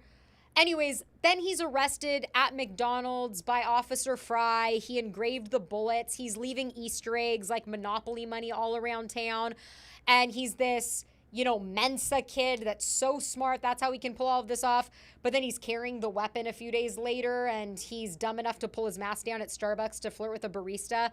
There were things that just didn't add up to me and seemed very odd. Now, is it possible? Sure. But again, I have not followed that case since it happened, and I just got the vibes that something was off there. That doesn't mean he didn't do it. But I think there's probably more to the story. Well, I think there's always more to the story. The question is whether or not it was him or not. And I think all those things kind of make sense to me, at least the way this guy operated, leaving the Easter eggs. I think he was doing it on purpose. And for me, my theory at the time was that he wanted to be arrested because he wanted this displayed to everybody. He wanted to tell people why he did this, and it was more for a political statement versus Nancy Pelosi trying to, I don't know. I mean, I really don't know exactly the motivation why Nancy would order a hit on the United Healthcare CEO. It doesn't make a lot of sense to me. I can't remember all of the details around that, but there was something weird. But I guess, yeah, so now if Tyler Robinson would do this, he's like, yeah, I did it. He just comes I think out. It's possible that could happen. Yeah, right? I mean, look, even if you were set up, I'm just going to give you a hypothetical question here. Mm-hmm. Even if you were set up, if you're Tyler Robinson and you're in jail, yeah, and someone comes to see you in the middle of the night in your cell, assuming you're all there, which it doesn't really look like Tyler Robinson is with that blank stare, to be honest. I don't know if he's on medication, very possible in the situation that he's in. But either way, let's just say somebody comes to you in your cell and they say, this is how it's going to go. You plead guilty to this, or we're going to murder your mom, we're going to murder your dad, and we're going to murder everybody that you care about. Well, I mean, that would be highly suspicious if they were like, I'm going to murder everybody in your family, and now the whole Robinson family is dead. Wouldn't that cause more attention to this case? Like, what? Now the whole family's dead? That would be kind of a crazy thing. But I do understand what you're saying, though. It's like, if you don't do this, we're just going to kill you right now. Would you rather? Or fine. Yeah. You could do that. You either plead guilty and we'll take away the death penalty and you can live out your time in jail and see how that goes, or we're going to hang you right now and we're going to say that you committed suicide. Yeah. And we're going to kill your grandma. That's possible. I mean, look, they could kill the Robinson family in a year and people wouldn't really pay as much attention because there's going to be another tragedy that would happen that people are going to, and then people would be like, whoa, that's so weird, right? Yeah. Like if today Luigi Mangione's mom passed away and they said, oh, it was a heart attack, I guarantee, James, you would be the first one to be like, it was natural. No. Oh, yes, you would. Don't even lie. You would be like, people of her age die of heart attacks all the time. If it was his father, maybe, because male more likely to. Lindsey Graham, remember Lindsey Graham? I was like, he died of a heart attack. You were like saying he was killed by the Russians or something. I just eating into that Fed slop. That's what the TPUSA people. Laura Loomer was saying that shit. I'm like, no. Who knows? But my point is, we're not talking about Lindsey Graham and his bubble wand. I'm giving you a hypothetical, and it's good. We have another super chat. Thank you so much, Kennedy's Madge. I don't know. Yes. We should live watch Baron in a bit. High IQ raid. Also, you guys have an awesome show. Really enjoy my first live. Love the 5149 shorts and videos, but Dani is so awesome. Oh. Wait, why is I can't read the rest. Sharp and stylish. Thank you so much. You got that plant in there. Just kidding. Look who's turning up. You put the wrong screen on. Look who's turning in to be a conspiracy theorist now. James now thinks I've planted these super chats. Okay. Kennedy, thank you so much. And big arrow of ours if we decided to go live when Baron Coleman did. Baron Coleman's usually on a little bit later in the day. Okay. But I don't know when he's going. Maybe he's switching it up. But we got to get Baron Coleman on the show as well. That would be amazing. That would be amazing. Because I would like to do a 1-year anniversary show, but I would love to get somebody on like a Baron Coleman, maybe a Nissi. Obviously, we're not going to be able to get Candace. That's not possible. But love to get somebody on that's She's brought you up before, and let's just talk about what happened yesterday. What happened? I was reposted by Candace. We always come on this show. We talk about James on Joe. Look at Candace reposted me. It was so exciting. Congrats. Thank you. But anyway, we're going to be following this. And we're just breezing by my moment. Do you see this? We would have to watch a clip if it was James. Okay, go ahead. Clip off. It's fine. No. Okay, here. Do you want more time for another monologue? Do you want another minute? Look, I could take as many minutes as you want to give. All right, so we're going to be following this case through. We're going to try to put together a show like that. Hopefully, we're going to make it happen. But I do want to talk about the other murder that we have. Oh, you're calling it a murder now. And I will just say that James and I are not a Tyler Robinson show. We do many other topics, but I think it is important right now that we keep our finger on the pulse because the trial is going to come up. It may, if the judge decides, will be live streamed potentially. Yeah. And it is going to be the biggest thing of all things. And we might have to do like. Look at whether you're it's probably with you, gonna be, yeah, whether you're gonna it's definitely you or be not, doing I'm it. going to be live streaming it. It's like when it was the Johnny Depp. Yeah, you stream. You live stream it. I'm gonna. Who's that girl? Amber Heard. Amber Heard, right? Supposedly had Elon Musk's kid. I think that's confirmed. Oh, is it? Either way, I was late to the game, and everybody's like, "You should." I'm like, "I'm not watching a court case." I turned it on one day. The next 2 weeks, I was sitting there with popcorn. I'm like, "It's on!" Well, that was a particularly salacious one where they're talking about her like pooping on the bed and all kinds of fights, and it was. I might have missed that part, but yes, it was great. You didn't hear about her pooping? No, and I wasn't bed? doing content then either. This was just in my free time. Yeah. Turning it on every day. All right. Very, very sad. Hayden Panettiere passed away at age 36 2 days ago. And the official story is that she died of a drug overdose, which is not hard to believe because it was publicly known that she had suffered from substance abuse, alcohol abuse, postpartum mental health issues for many, many years. This was documented by her. This was also documented in the Celebrity Blinds website and revealed for over, I want to say 12 years. And so we're going to kind of dig into a couple things about Hayden's life, why you think maybe it was just a natural overdose, and why I think maybe someone related to Epstein's sex trafficking stuck a needle in her arm. Okay. Yeah, I just want to reflect, before we can get into all of that stuff, it's always just really sad when one of these stories comes out, especially nowadays, reaching my age, because she's, we're around the same age. I grew up watching a lot of her shows. I think I've watched like only one season of Heroes. I just stopped watching for some reason, but that was a huge hit, right? Nashville. She was also in Remember the Titans. She did a lot of stuff, so she was sort of always kind of like growing up with, at least me. I don't know how much you watched her, but you saw that progression happen, and you see her struggling throughout the years. So it's always like, my first thought when I heard the news, I was just like, man, you got to I know there's the promise of fame and fortune, but just keep your kids out of Hollywood, Well, and I think that is the message here, because she didn't really have a choice, in my opinion, because her mom put her into acting at 11 months old. Yeah. I literally, as a new mom, I literally cannot imagine that. 11 months, that is so young. And look, of course, I think my kid is the cutest kid around. He could be a star, but I would never do that, And we just talked to Maverick as well a few weeks ago, right? He was talking about his experience as a child actor, not ideal. No. And I mean, it's like, I think things are maybe getting better in those situations nowadays, I want to say. I don't know for sure. But I would have to believe, right, with all these different stories and the more spotlight put on it. Like back in the day, we had no idea all of these Nickelodeon stars were basically being abused off camera. All of them. Not a single one wasn't. I think that if you grew up near Hollywood and you knew the Hollywood culture, right? Like I grew up in an area where there were a lot of kid actors.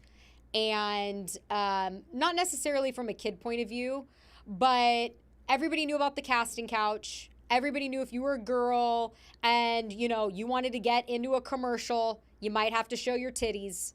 It was like a known thing. And that was the case. My best friend's mom talked about this, where she was doing casting calls back in the day to be a model. And, we're talking in the 60s. It was a known thing. So to then put your kid in that environment, you would either have to be like Maverick's mom, where you're going to be like a lion. Like he had a good mom. That's probably why he's still alive and very well adjusted today, because his mom took a different approach in terms of like protecting her child versus exploiting, right? When he said, hey, mom, I'm done with this, she wasn't like, no, you have to go and keep doing this. This is how our family is going to make money. Yeah. And also, I don't know if it's still going on today. I think that because it is so apparent now what goes on in that network, you might just be attracting more evil parents. Yeah, that's right. I don't know, you know. So. And so speaking of parents, so I do want to let's start there because I did find the reaction of her mom to be a little bit insane. It's the one that says Hayden's mom. Because here's how she reacted here.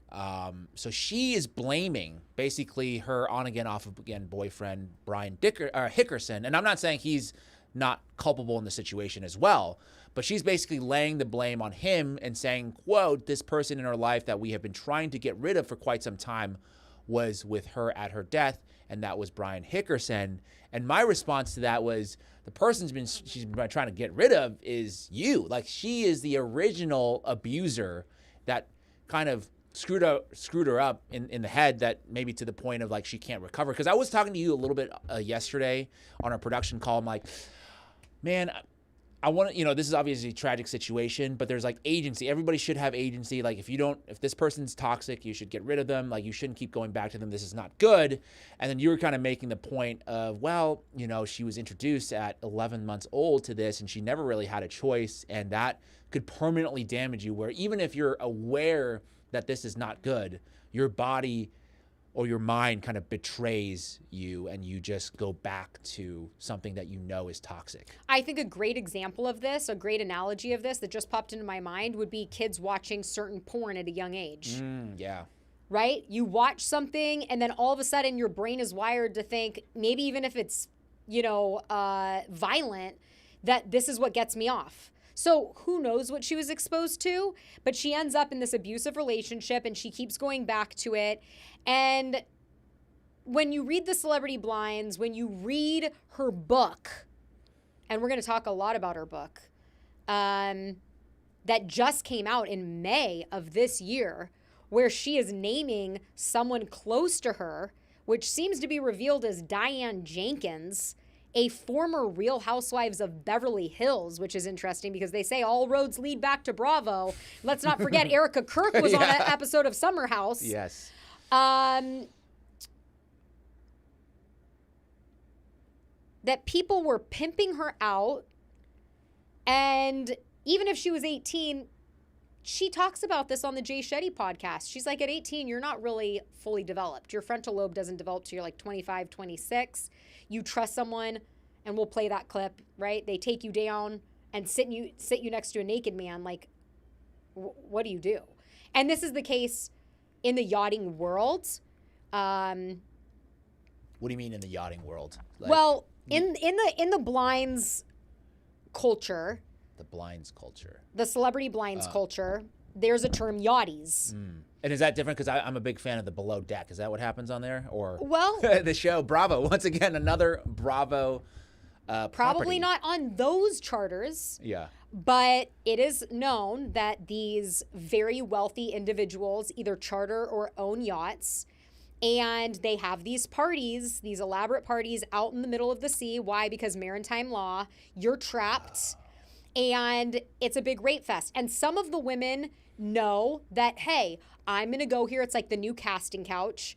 I'm going to go here. I'm going to either link up with a really rich husband, right? Or maybe I'll get on a show. But there are cases where some of the women on this boat just think they're going to party, and then they get put, like Hayden, in these really bad situations. Now, Diane Jenkins had talked about on the Beverly Hills Housewives that she was known for putting together a table book called 23 of all of these very high-profile celebrities and people, one of them being Hayden Panettiere, that posed naked for her. And people are now alleging that she used this book as a madam to traffic these women to the elites. Wait, why did she pose naked for this lady? It's just a thing that they do? Who knows? Is it like coercion? Like everybody has to be in this 23 book? Or what's the... Like, who else is in that book? Look, is anybody in that book? I'm gonna just say something right now, and I'm not gonna name names. No, name them. But I know somebody at the very, very top of, I'll just say, music or acting industry. Hollywood, basically. Hollywood or music.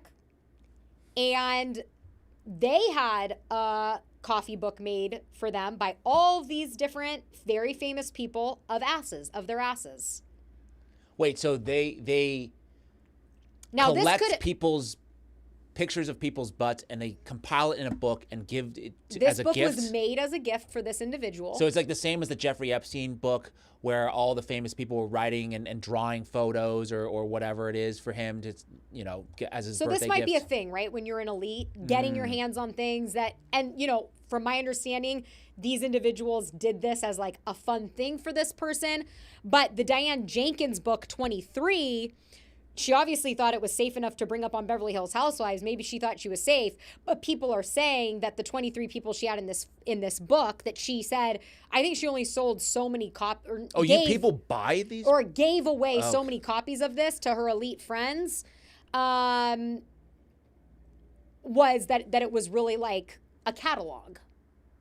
And that maybe that's what happened with Hayden.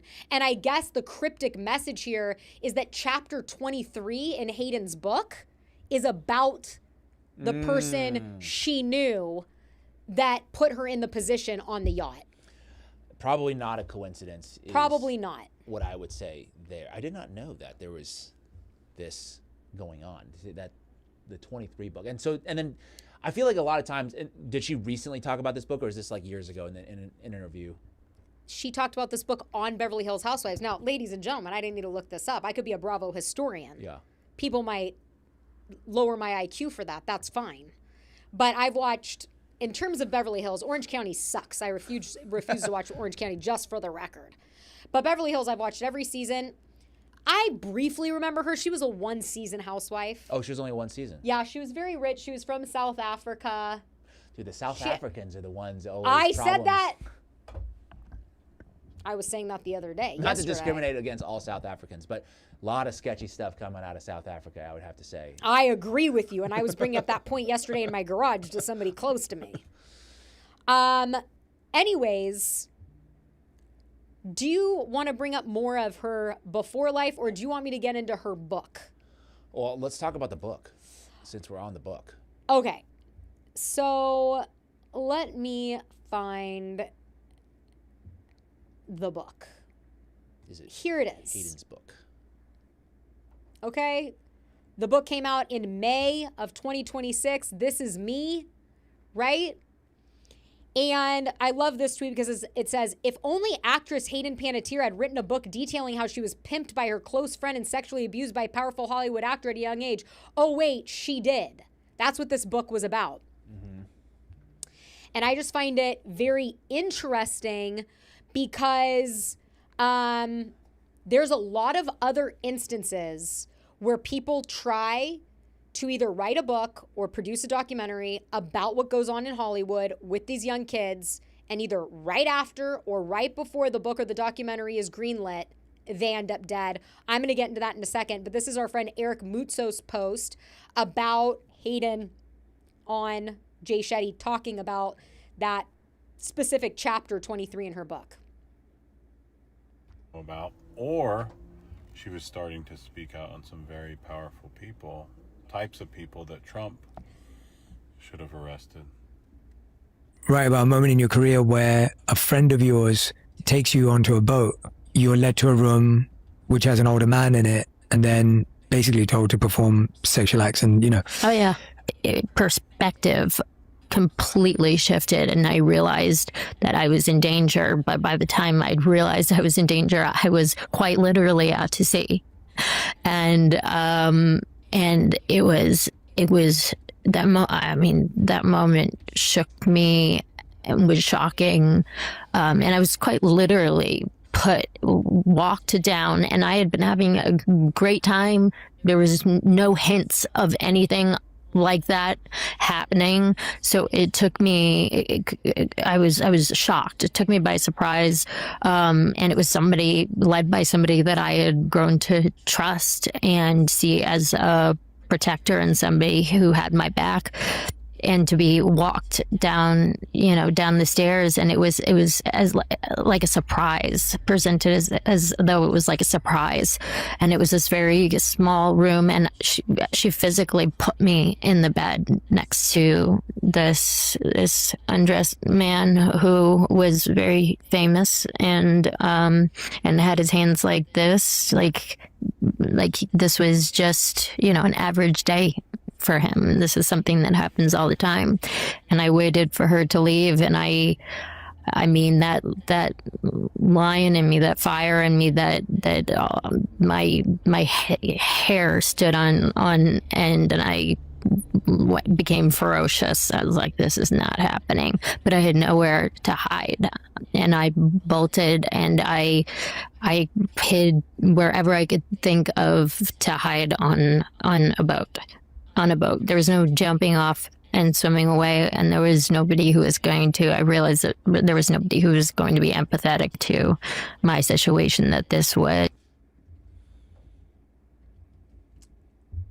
Wow. So, that's obviously tragic, and a lot of people have been trying to figure out who that is. James Blunt has come up a number of times, so let's take a look at the speculation here. So the rumor mill and speculation currently point to James Blunt. He is a British singer-songwriter. He was 33, 34 years old at the time of the incident.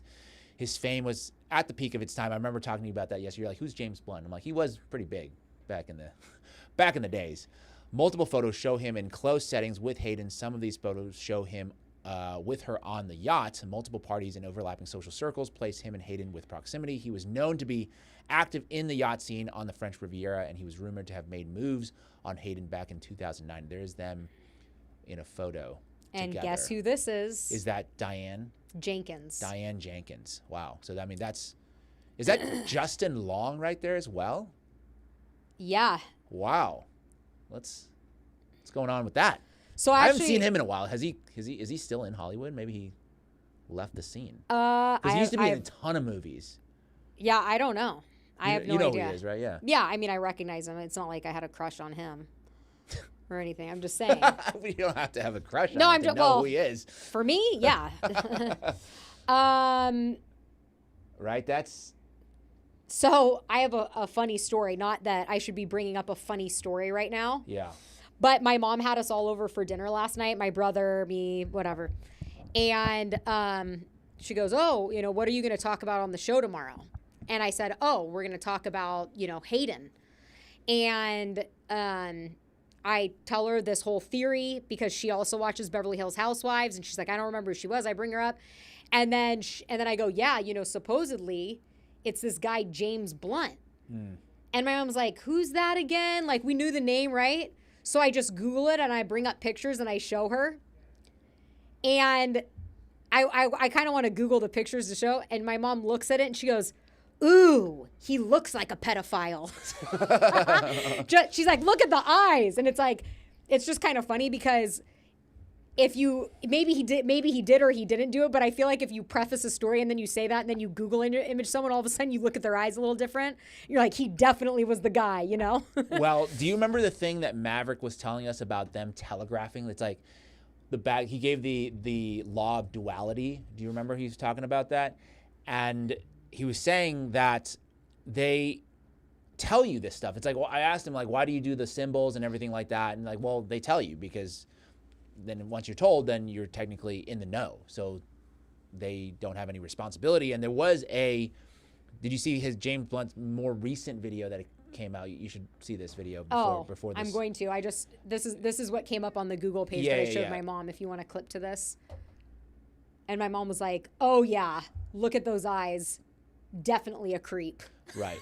So in a recent music video, don't play the audio just because this is actually not that. This is perfect. Okay, so enlarge that picture that this is a screenshot from a recent music video that he put out.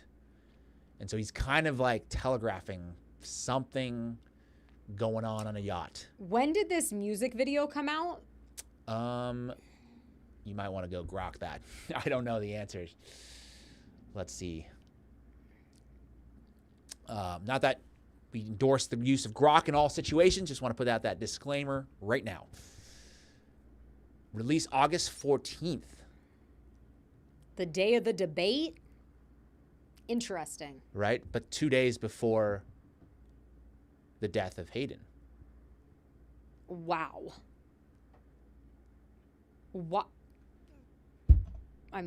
This is more convincing than Tyler Robinson on the roof with the 30-06. I mean, this isn't proof of anything. This is just proof of them To you. telegraphing that, yes, some shady shit happens on these boats. No, right? this is them telegraphing. We're going to kill her? Yeah. Really? I think. Definitely. Well, definitely. Okay. This is some mafia type shit where all of a sudden you have like a goat head show up on your porch. You're going soon. Yeah. I mean, this is a very disturbing screenshot, I would have to say. This is from the music video? Yeah. Dude. Oh my God. He did it. No, he definitely did, like, the Hayden story. I don't know if he's the one that... Oh, no, I'm saying he killed her. Oh, you're saying he killed her? Or he's involved.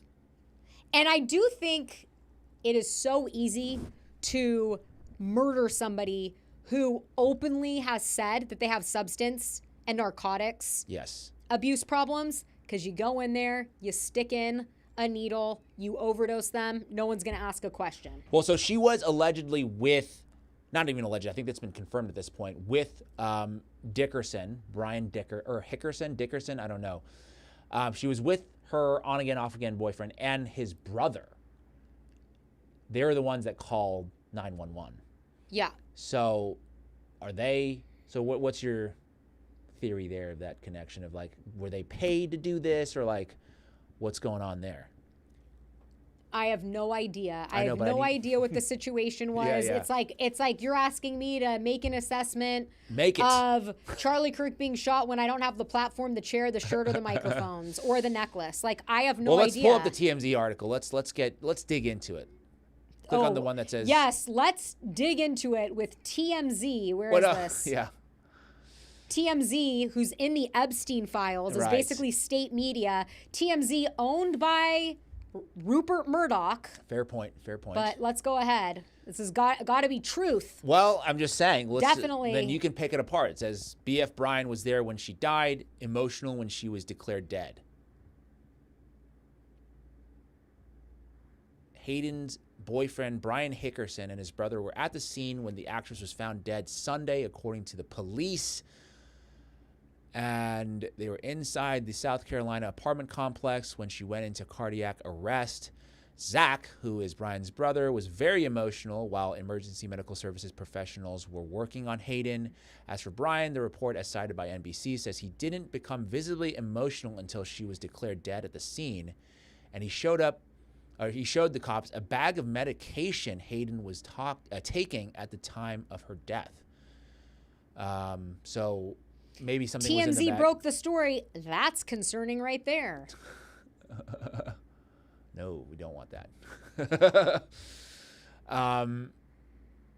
Anyways, I mean, it is what it is. This is like the Fed slop version. So you don't think it was a drug overdose, is what you're saying? No, I do think it was a drug overdose. The question is... Oh, but was she taking because she has, like, she said openly, like, she's taking medication, but then they may have slipped something in that medication that she didn't know. It's very easy to kill somebody who said that they are an addict at one point. Very, very easy. And it happens time and time again, okay? Let's not forget Diddy's ex, Kim Porter, who was coming out with a book about Diddy's white parties, the truth about it, and how Diddy is on tape having sex with young boys. Many alleged at the time before the book came out that it was Justin Bieber. It was circulating everywhere. Then all of a sudden, she is found dead in her home from pneumonia at age 43. And the final entry of her memoir that was released after, which are basically just journal entries, was that right before falling ill, she texted her friends, "He got me," and then called 911. And let's not forget Corey Gamble, Kris Jenner's boyfriend, who also manages Justin Bieber, was the first one on the scene before police or anybody. And Corey Gamble is like an Epstein because they don't know where he came from. He popped out of nowhere with money, with connections, flying on private jets. Very, very weird thing with Corey Gamble there. But she tried to expose P. Diddy, which at the time in 2018, it was kind of like, oh, these are rumors about P. Diddy. He's not a bad guy. He was still that more clean celebrity. And then he was off. But now, of course, the documentaries have come out. We know that P. Diddy was an abusive, disgusting, if you've watched those documentaries, vile human being. who may or may not be getting a pardon. I just read the other day. Really? He's getting a Trump pardon? That would be, oh my God, like that. If you still are like hanging on in terms of life support of Donald Trump, if he pardons P. Diddy, oh my God. I mean, insane. What other, I mean, like, who would support that? Look, who's asking for that? You know what? The elites. I don't have an answer for you. But in addition to Kim Porter, you also have Anne Hesh and Paul Walker, who were collaborating in making a documentary about child sex trafficking in Hollywood. Paul Walker died in a car crash, and then shortly after, Anne Hesh died in a car crash. And of course, there's that famous footage of her, if you can put this on the screen, being carried out in a body bag. As you can see here, this is the helicopter footage. She breaks out of a body bag. By the way, this isn't how you're transported to the hospital if you're not dead. She breaks out of the body bag, tries to get out. They push her down, and then hours later, she's pronounced dead in the hospital. And that was before, that wasn't like an AI thing, huh? Look at, this is like 2014. Damn. Then you have, of course, Virginia Giuffre last year, who had announced that she was releasing her memoir and she was going to be outing everybody, and it was set to be released in October of 2025, which it was. But in April of that year, she was literally hit by a bus, told she had days to live. She survived, but then committed suicide. Very weird for somebody who was really a fighter. She was one of these survivors that gave congressional hearings and, you know, spoke out against the abusers very openly. She was writing this book. She had a lot to look forward to because at the time Trump had said he's going to release the Epstein files. He wasn't protecting them. And she apparently committed suicide. Then the book was released in October, but you have to wonder if edits were made to the book and the version that was released. So that is why I question with Hayden Panettiere if she was, in fact, killed by her own accord, an accidental drug overdose, or if somebody well-connected didn't want her to maybe shed a little bit more light on some of the chapters in her book, reveal too much in these Jay Shetty podcasts that she was doing to promote her book. Her book had become a bestseller, New York Times bestseller. It was gaining more and more popularity. Maybe people were worried that she was a little vague in some of the chapters and that more was going to come out as it gained popularity and she did more of these press podcasts. She was supposed to do like more, I guess, interviews and things like that to promote the book, I believe. And so you're saying, okay, so now, I mean, I'm starting to kind of see where you're coming from as far as like they could have slipped something in her medication bag that she didn't know was in there. She just takes the medication, didn't think twice about it. All of a sudden, dead. Look, they said it was a heart attack, okay? There are things No, they didn't say it was a heart attack. They said it was... Your TMZ just said it was a heart attack. No. Yes, caused by the drugs. Where did it say? Where did it say? Did it say heart attack? I don't remember it saying heart attack. It says, where does it say? You just read it. Well, she said, where did it say heart attack?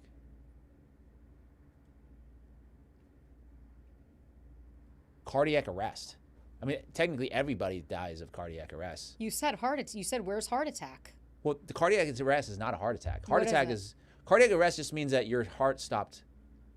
Okay, Versus semantics. heart attack is like no, it's not semantics. Everybody technically dies of a cardiac arrest. Like technically, if I kill you on a gunshot wound, you're cardiac arrested because it's not pumping any more blood, so it's done. It's not necessarily like a heart attack is like some technical medical thing where the aortic valve like plugs up or some shit like that. You know, I don't know if I'm describing that correctly. But drug overdoses can cause heart attacks, which then you die from. Correct?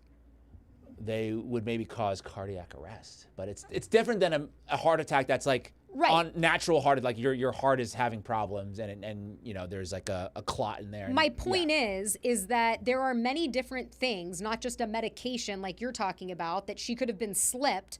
For example, there are things found in nature, poisons and different things that are untraceable when you do an autopsy that would cause cardiac arrest. So she could have drugs in her body and they could say, oh, it was the drugs caused cardiac arrest. Who knows is my point. But I guess we don't know why she was taking the drugs. Was it on her own accord? I kind of, agree with you on some parts of it. It's like we don't know. Like through the autopsy, you'll know why she died, but you don't know. Maybe you will, maybe you won't. The Why? person that did Kim Porter's autopsy, for example, was the Hollywood autopsy guy. He did Brittany Murphy's autopsy. He did Whitney Houston's autopsy. He did Michael Jackson's autopsy. And then right after he did Kim Porter's autopsy, he mysteriously retires for some reason. He had originally reported that Kim Porter's autopsy was unknown, undeclared, basically saying like, we can't figure this out.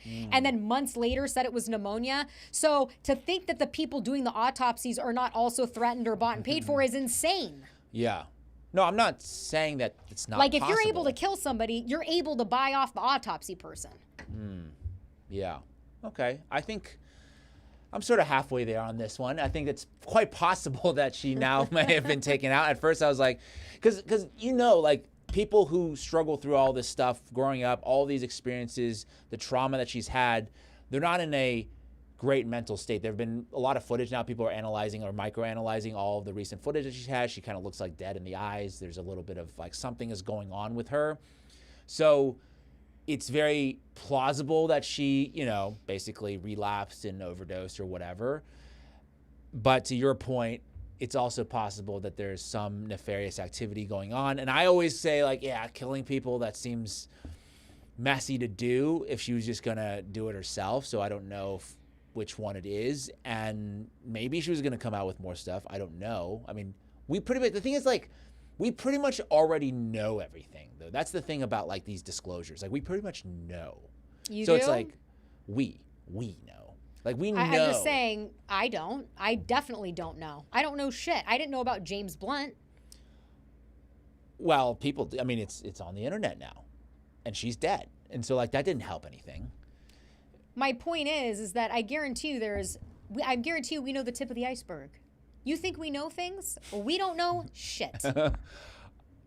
The thing is, I think we know generally what goes on. No. But the issue is... No, we disagree there. No, Okay. we do not. No, we do not. All right, I think we know. And the issue is that even if we know, we can't really do anything about it. So I just don't see as much of a motivation to kill people because that's only going to cause people to look into it more.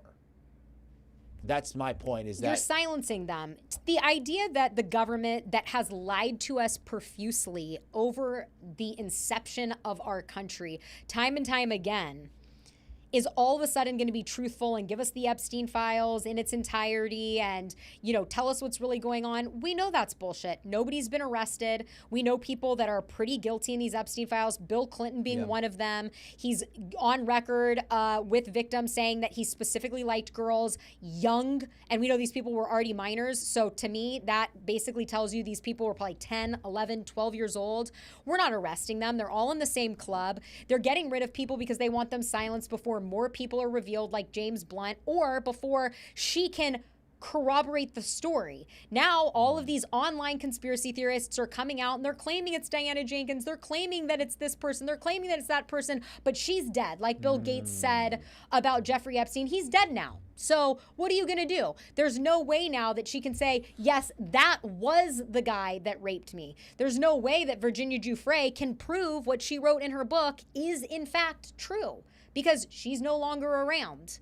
And it is a warning shot to anybody else that might have information. There's a reason why most Epstein victims have disappeared into society or, by the way, are not around. I take your point there. Virginia Giuffre, I would say that she already told everything that she knew. Like her situation may be a little different. Here, I kind of agree with you in the sense that she is no longer around to confirm whether or not these theories are correct. Was it James Blunt or was it not? Or is it somebody else that, another famous British rocker? Was it Russell Brand? I'm not going to, say it was him, but I take your point. Then that would be a potential motive to silence somebody. That makes sense. And on these yachts, she said it herself. I realized quickly nobody was there was going to be empathetic, right? There's probably a lot of other people she might have been circled to on this boat or that she knew were being circled to. And Leonardo DiCaprio, another example. Weird. He's always on these yachts and, won't date anybody over 18. I'm just saying there's a lot of these people where I mean, we don't know who she could have named. I know, and this is bad because like you keep bringing up the yachts, and it just makes me think of this. It may not be the right time to bring up this joke, but I don't know if you've ever seen the sitcom It's Always Sunny in Philadelphia, but they have one big joke of like them buying a boat because of the implications. Okay, the main character Dennis, the sociopath, is like because of the implication, and his friend's like, "What do you mean the implications?" And he's like, no. He's like, we're not. He's like, are you trying to harm these girls? And he's like, no, we're not trying to do that. But she can't say no because of the implications. And the only reason that scene worked is because the friend was like, it sounds like you want to rape her. And he's like, no, why would you say that? But that's kind of like, to your point, is like, that's why all these rich people have these yachts, right? It's like a lawless maritime, you know. I don't even know what the jurisdiction would be if somebody dies on that boat. It's in open water. Is it U.S.? Is it the Bahamas? Is it Curacao? Whatever these places, right? That's why all the cruise ships, right? We talked going back to the cruise ships. That's why none of those cruise ships are like U.S. carriers. They're always somewhere, you know, in the Caribbean. Well, now all of a sudden, maybe you cross a border where you're in a country whose age of consent 16. Who knows? But not to take us back to one of our first episodes, but this is one of the many reasons I ain't getting on a fucking cruise ship. There's a reason why there is so much sexual assault on these Disney cruises. Really? Disproportionate numbers. What do you mean? We did this on our show. I didn't know about Disney's cruises specifically, but Carnival, maybe the other ones. all of them. Yeah. Why all these women go missing in the Caribbean on the cruise? They never got back on the ship. I mean, and these are public cruises. Yeah. Wow. Imagine how many girls are trying to make it in Hollywood. They become a yachty is what they call them. And then you never see of, you know, her again, whoever it is. Yeah, you know, she may have been offed. Look, I don't know. She may have been offed. Okay. Yeah, I think you may have. Look at, yeah. To kind of circle back to everything, yeah. She may have been offed. Andrew Wilson was offed. Candace Owens freaking put him in a body bag and he wasn't popping back out like Anne Hesh. Well, or was he digging his own Here grave? lays to rest. I don't know. I think he kind of dug his own grave. He was digging the whole show back in anyways. So no, this is, I think, overall very tragic situation. I don't think we need to play, because I was gonna play the clip of her boyfriend. Like her boyfriend character was just like, it's.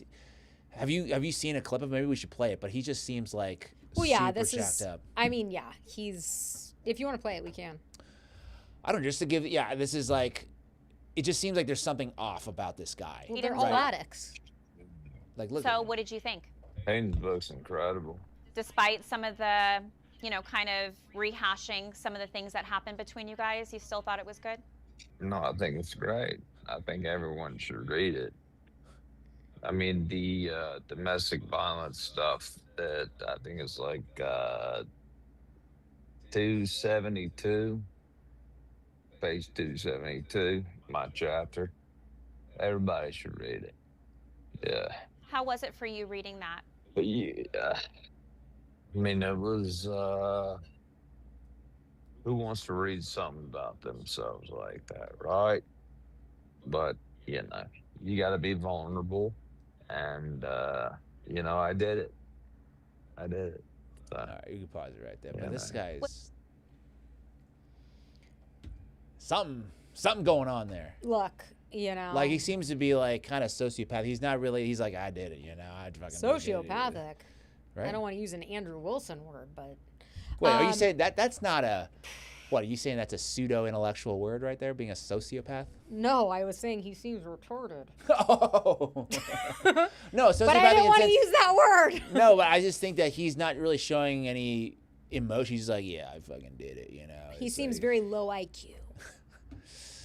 So it is so like that's the person her mom is blaming, which, I'm sure he was definitely involved in some way, whether on purpose or on accident.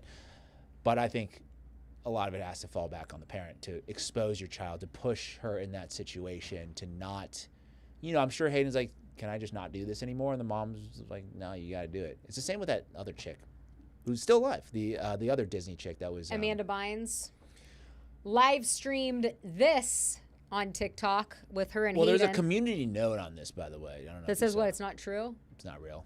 Oh. Well, either way, that is what she looks like, and that is what they both looked like, and we know that these women were put through the ringer. And But yeah, you see that it says. So maybe they just put these two together. Like somebody took a clip of Amanda and put it. Yeah, who knows? But I agree. But no, Amanda is. Oh man, I mean, how long do you think she has left? Maybe a long time, because I think they gave her the Britney Spears treatment and did something to her brain where she's not going to ever come back from it. Oh, like she doesn't have the capability to. It's over. To divulge. I mean, anything. look, Britney Spears talked about how they got a conservatorship on her, and they forced her to go do treatments of lithium to the brain. Wow. Who knows what happened with Amanda Bynes, but that is not somebody who is healthy. And it's really, really, really sad. So yeah, I do think that ultimately your job as a parent is to protect your kids. It's a crazy world out there, you know? And for me, like, I don't know, there's parents that say, like, you got to be hard on your kids to prepare them for life, you know? And I just don't really believe in that. I don't think you want to raise brats. I think you can teach your kids morals and standards and hard work through chores and different things. But I think the world will beat you down enough on its own. And so to throw your kid into an environment that you know is unsafe at 11 months is a really hard path to go on. And what's so sad about a lot of these child actors is people look at them and they go, wow, they're so lucky. They're beautiful. They're a star. And so if she ever were to ask for help, like Britney Spears did in many interviews, to hair people and wardrobe people, help me, they'd go, what? Help you with what? You're Britney Spears. You have it all. They don't know what's going on behind the scenes. We don't know if Hayden ever reached out for help or asked for help as she was becoming of age. So it's just really sad the way that this all ended. And it's sad for her daughter, who's 12, now without a mom. Yeah. Who's under that's another like side sort of conspiracy dig of her ex, who's like some Ukrainian yes. Boxer, but also like politician now, and he's potentially like tied into like Zionist different, like that's another angle completely there. But yeah, I think it is unfortunate. There is I put in a clip here of when she was in A Bug's Life. Princess Dot, my favorite movie. And you can pause a little bit in, but it's a very cute clip of her. But look how young she is. Yeah. You just watch. He's gonna get the bestest, roughest bugs you've ever seen. It's really fun. No, bad grasshopper. Bad grasshopper. When they come in here, they don't act like adults really much of the time. They act like kids. Like this dude, the guy, the Pixar guy, is like literally now. What he was convicted or alleged. I gotta look this up, but of like child molestation or something like that. Let me see, John Lasseter. They have fun, they're goofy. Slow down, you flower! You just... Let me see what he's... John Lasseter took a leave of absence and later stepped down from Disney and Pixar following workplace misconduct allegations. Employees accused him of unwanted hugs, unwanted physical contact, making comments that cross professional boundaries. So he never got in trouble for it, but there's a lot of allegations that he basically was like, the reason why he did these Pixar movies is because he wanted to be around children. Oh, well, it's like, look, you got to be really careful out there, right? What do you mean? With sending your kids to school, you know, sorry, but I'm just going to say, I'm looking 10 times at a male teacher that's in kindergarten, first grade, like, I think that's a little, and people might say, that's weird, Dani, like, men can be teachers. Oh, 100%. Actually, one of the most amazing teachers that changed my life, Mr. Hees in 4th grade, was a male. Yeah. But as a parent now, I would be looking at teachers that are males because I don't think it's their natural disposition to be like, care, you know, for little kids, I'm saying. Like, once you get older, of course, you know, there's going to be male and female teachers. I'm just saying, any any industry where you're working with kids, you have to wonder, why are they in that job? Are they doing it because this is their passion or because they want to be close to kids? That's all I'm saying. Yeah. So now it really taints the whole growing up with Pixar situation because, you know, everybody loved those movies like Cars, A Bug's Life, Toy Story, all those things. But it was like created by a dude that had maybe ulterior motives of why he was in that industry. Not good, not ideal. No, not at all. And the other thing, this is not related to the death or anything like that, but one recent story that has bubbled up in the last couple days was when she talked about being fired by Neutrogena. She was a longtime spokesperson or a brand ambassador for Neutrogena. She was fired after she talked publicly about her postpartum depression. They fired her. And here's her talking about that.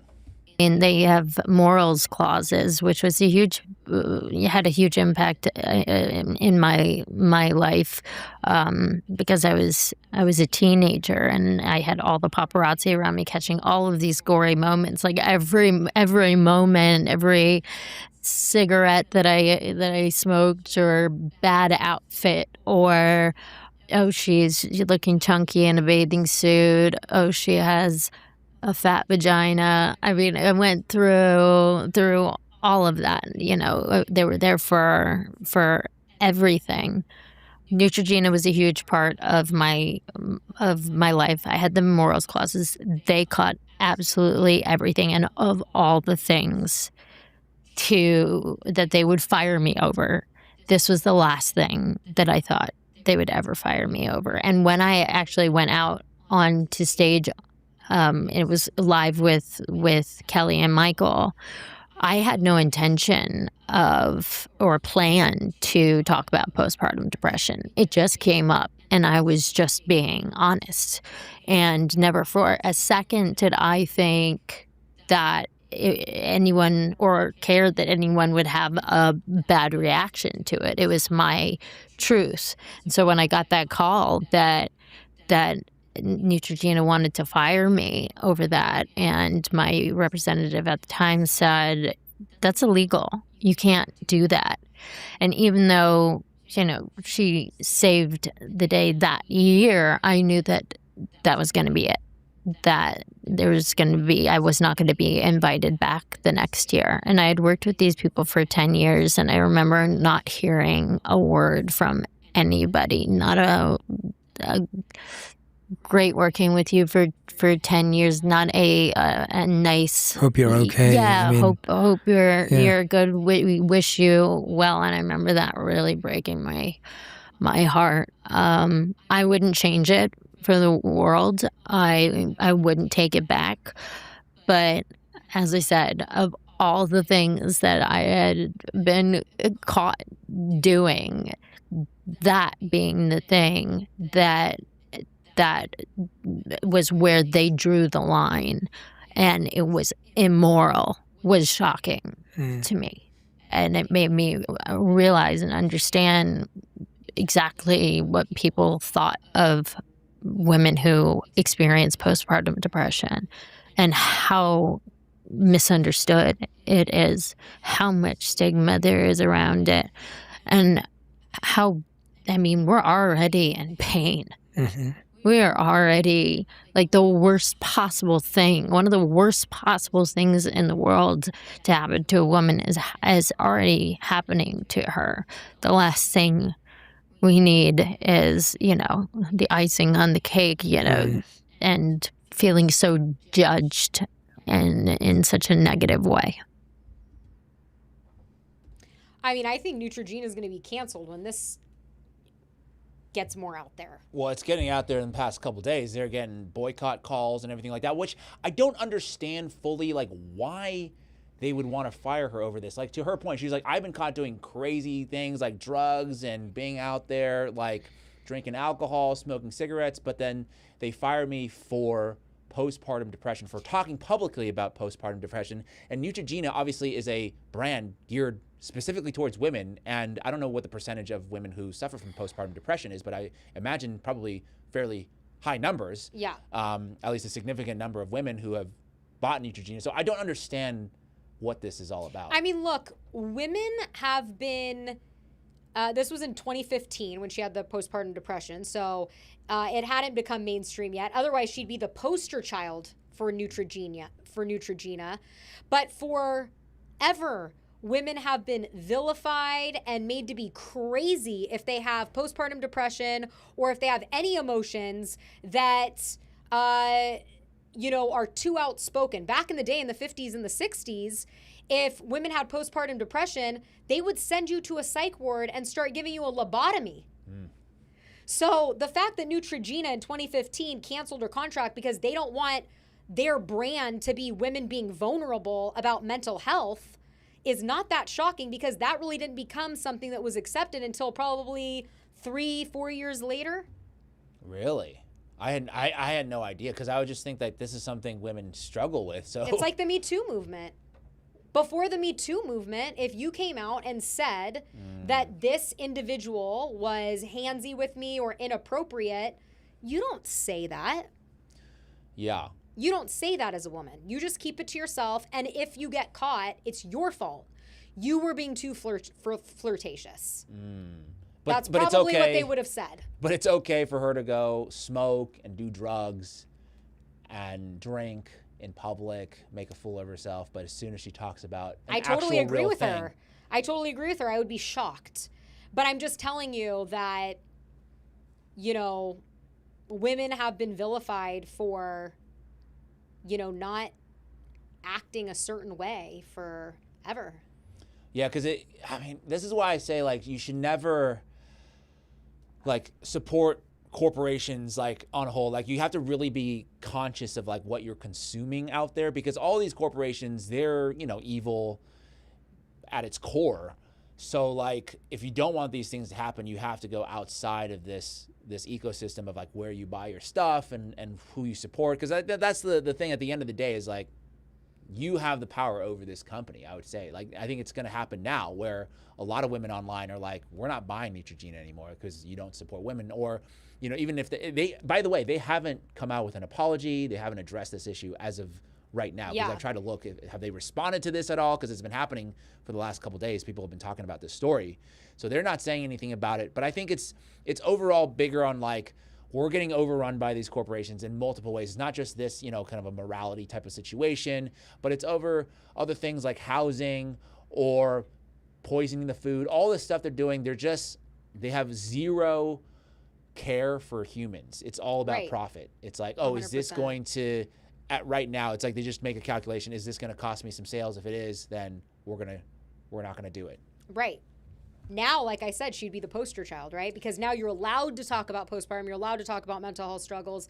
But back in 2015, I can't remember exactly, but I do know growing up, you weren't supposed to talk about eating disorders. If you had an eating disorder, you weren't supposed to talk about if you had anxiety or depression. It was a funk. Now, the new generation, the Zoomers, it's like they all are open about that and body positivity, and it's just it might have gone too far in the other direction in some situations, like too body positive. That is another thing too, because then you go into, like, excuses, right? Then it's like, now, because the body positivity thing is, there's another corporate side of it. It's like, now we're going to use that to basically funnel you into some kind Ozempic. Exactly. Yeah. Yeah, but anyways, I'm just saying, maybe back in 2015, the Neutrogena ad was, if you're a party girl, this face wash is going to get your mascara right off. And it wasn't really targeted towards, you're a mom that's dealing with postpartum. So who knows? But we have another super chat. Thank you guys so much. DJ, can you, I don't know if I need glasses. I can't even read that. DJ Inferno. DJs, is there not an S after that? DJ's Inferno. DJ's Inferno. Right? Okay. It's possessive. Thank you. It is the DJ's Inferno. Sorry, I'm behind. You guys are killing me. Every camera I've ever used, regardless whether I had footage mirrored or upside down, it didn't affect the timestamps. The camera always accounted for it. That's what James was saying. Yeah. This is why we have two opinions here. I'm just telling you what the streets are saying. And the streets are saying they added the timestamps. So don't come at me. But yeah, I think it's just really tragic in a lot of different ways, this story. And like I said, again, people need to vote with their dollar. Because I did a story last week about the avocado oils and how Yes. one company sold out, one company family owned. I blasted them, and I think that's what we have to do. That's really the only power that we have. We talk about these things, the pedophiles and everything. That's something that you actually have power over, like what you consume. Like, don't buy this. 100%. What are you laughing about? Why are you laughing about this? This is a serious moment I'm trying to have. This is a serious moment. I thought you were going to say, I did a story last week about Jared Kushner and Gaza. I was waiting for that. And then you said avocado oil, so then I was like, oh, wow. Anyways, it's just like a personal behind the scenes thing with me and James. But no, I was just telling my jacuzzi lady yesterday that, you know, if we all protested one day, I didn't come up with this. What's your jacuzzi lady? Is that somebody you hang out with in the jacuzzi, or what? She cleans my jacuzzi. Oh, she cleans your jacuzzi. It's like, oh, your jacuzzi buddy. My jacuzzi lady. Anyways, she's amazing. Hired a woman. Thank you very much. Very rare in their industry, by the way. She's amazing. And I always try to get out there and chat with her. And one of the things we were talking about is how nothing's been done since the Epstein files. And these people are not being arrested. It's bullshit. And I was just saying, you know, there's this theory that if we all just stopped working for one day, the truck drivers, the delivery people, the Amazon people, like, it would send our economy into a tailspin. And so it's like, how do we get that to happen? Do we need to reach out to every single podcaster, influencer we know? Do we need to get Theo Vaughn and Ian Carroll and Candace and me and you and all the little people to say, this is the day, and get as many people as we can to just not work for one day, to say, like, we're fucking done?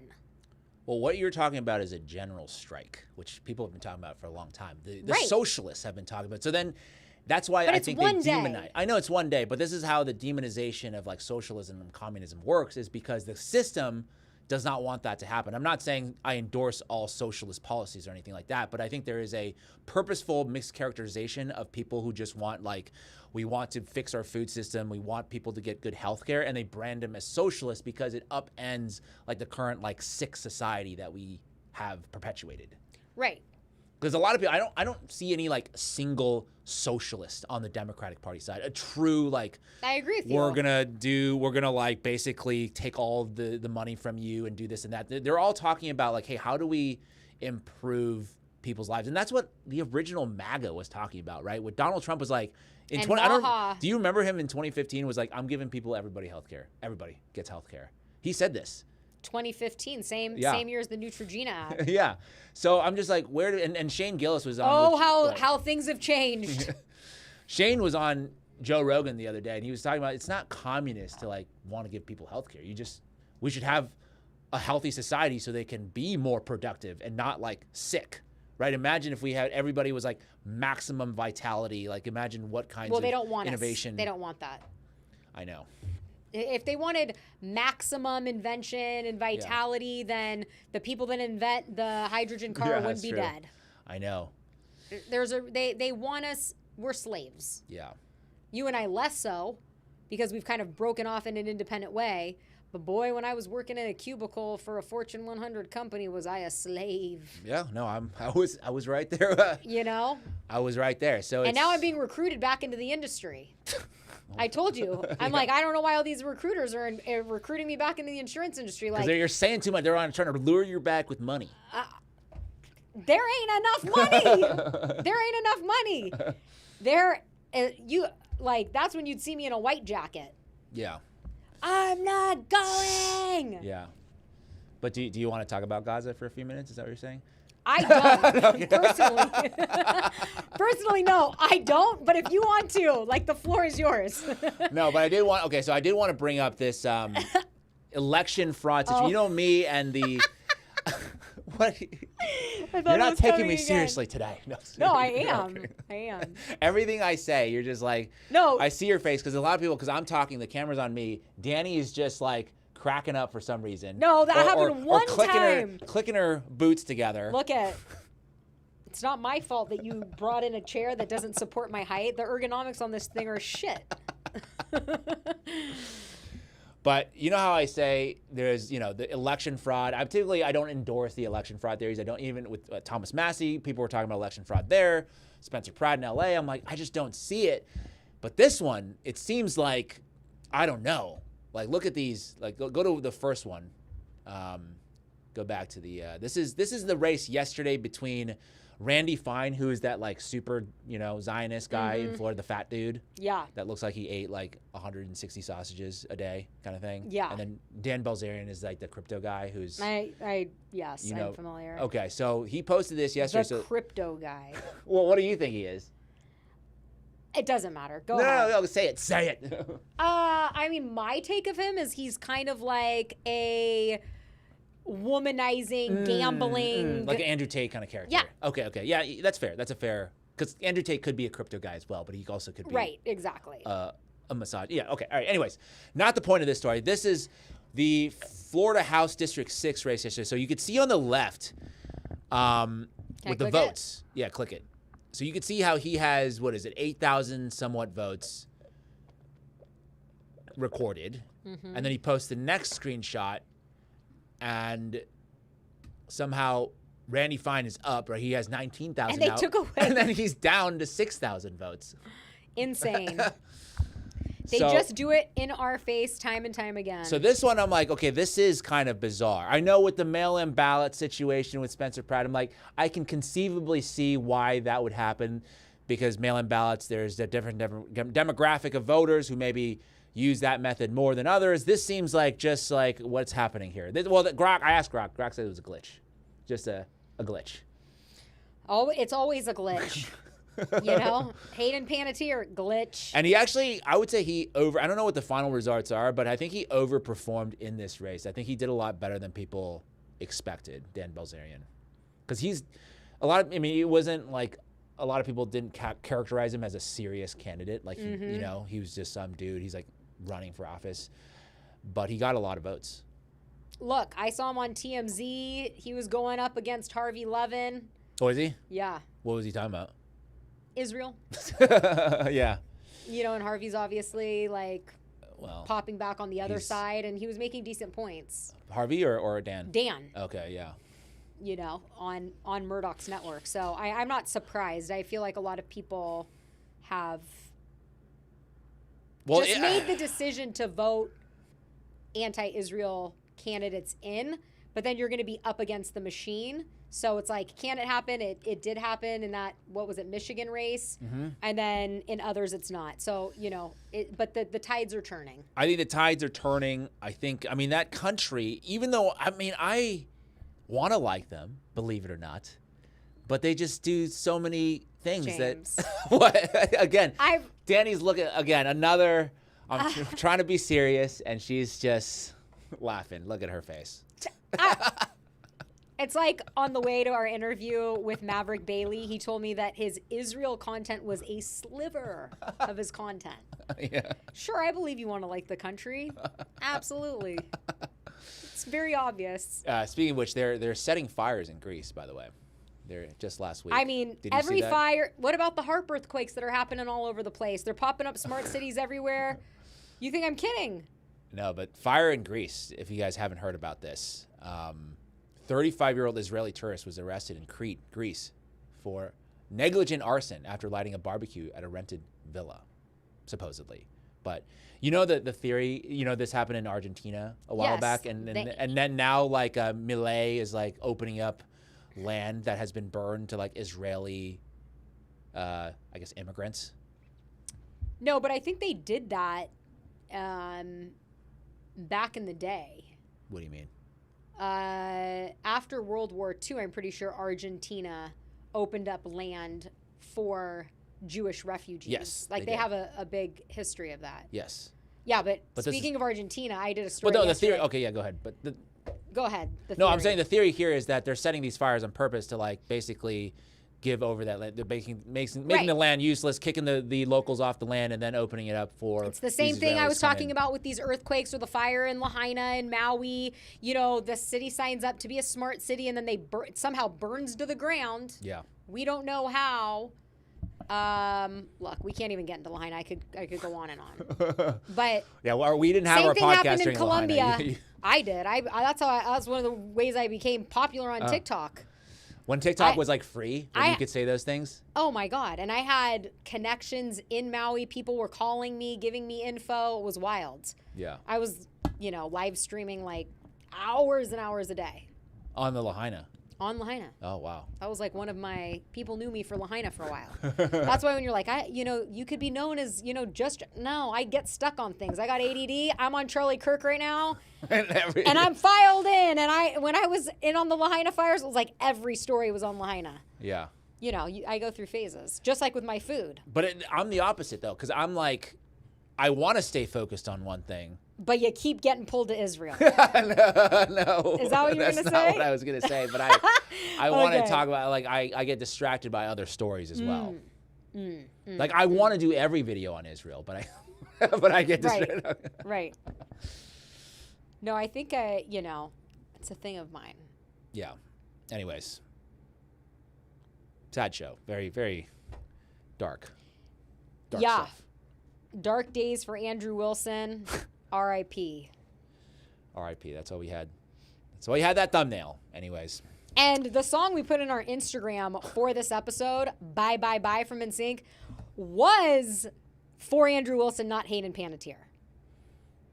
Just want to clear that up. Mm-hmm. Most people will not see you clear it up, but yeah. Well, I don't know. Last week I got a text about something I was saying on here. Oh, that's right. Do you want to share that before we end the show? So, because you guys remember last week, at the end of last week, Dani was popping off at. I wasn't even really popping off. You said, would I rather interview Sam Tripoli again? And I said, I love him, but I want to interview George Zinn. And he's like, he didn't even give me an acknowledgement, no TY for the I sent him across. Anyways, he texted me and he was like, I saw it. I'm so sorry. He's the nicest guy. I really love him. He's great. And all's cleared up there. So people are watching the show, was the point that I was trying to make. You're going to go on his show, you told me, like soon or something like that? I mean, look, I don't know. We'll see. But great guy. Yeah. So. Anyways, anything else for the day before we sign off? I think I'm good. There was a Fox. I mean, I don't want to play. I put it on there because I thought it was funny, but also not that funny. Did you see this clip where Fox News interviews people at the beach and everybody's dumb? No, but I'll watch. But I don't want. Really? You want to? I mean, it's kind of funny, but it's also. President. Am I supposed to know this? Couldn't tell you. Go and pay attention. What did he ask? I couldn't tell you. Who is Donald Trump's vice president? Am I supposed to know this? Couldn't tell you. Go and pay attention. I couldn't tell you. JD Vance. Vice president. I don't know. J.K. Rowling. You're a wizard, Harry. Name the 3 branches of government. Oh, this part's funny, actually. I don't know why I chose to do this. Oh God, I'm bad with all this. Congress. Conservative. Republican, Democrat, Judicial, legislative. executive. Give me a hint. I don't know. Jewish? Of course you played What this is clip. the First That's Amendment? the part I thought it was hilarious. I actually am kind of happy to see this because these young people. They're just enjoying life. Yeah. You know what I mean? If you unplug, like when I went to Costa Rica last year and I unplugged for the week, I really unplugged. I didn't check my phone. Yeah, but the problem with unplugging is that you get taken advantage of. If you don't know what's going on, how do you inform yourself? If you don't know the food is toxic, how are you going to help, feed your kids the right stuff to help them grow? I'm not at their IQ level. I'm not saying I'm smart, but I know that if you eat whole foods, you're going to be fine. Not what the packaging says, right? All the packaging says this has protein, this has this and that. And it's like some Whole processed foods don't bullshit. come in packaging. Well, no, James. but the packaging of some of these processed foods are like, you have this in there. Processed foods. People don't said know. whole foods. I know you, because you're educated. I'm saying that's part of being in the know. So I'm arguing against turning everything off, because if you turn everything off, you get taken advantage of. You need to go on vacation. You need to turn everything off for a week. You will be fine being out of the know for 7 days. I know you're against it. No, you can't. I can't. He can't. I can't. I can. But I'm not arguing. I can't argue for that for everything. Like I would never prescribe that for anybody to say, just turn everything off. Maybe for a limited time. That's what I said, a week. But these people obviously have turned everything off. No, they're watching other stuff. Like they're watching bodybuilding. Look at they all look like they know their way around a grocery store. Right, but they're young. They're like 18 to 21 years old, probably. They're probably like. So that's when I was my fattest. Really? College. How many? Yeah, we got to post that to the Patreon. You sign up for the Patreon. Sign up to the Patreon to get the 18-year-old fat Dani photo. Body positivity. 18. No, I would never also. Like when people are like, are you worried about getting hacked? I'm like, only if they release the pictures from my Papa John days. That's it. That's all I care about. I didn't do anything bad. Oh, gosh. Ignorance is bliss, Danny. And it really is. Somebody said that in the comments. Look, it is. When you don't know, yeah, but that's you the don't same. know. But that's the same with the Matrix thing of taking the blue pill, the red pill. I'm just saying.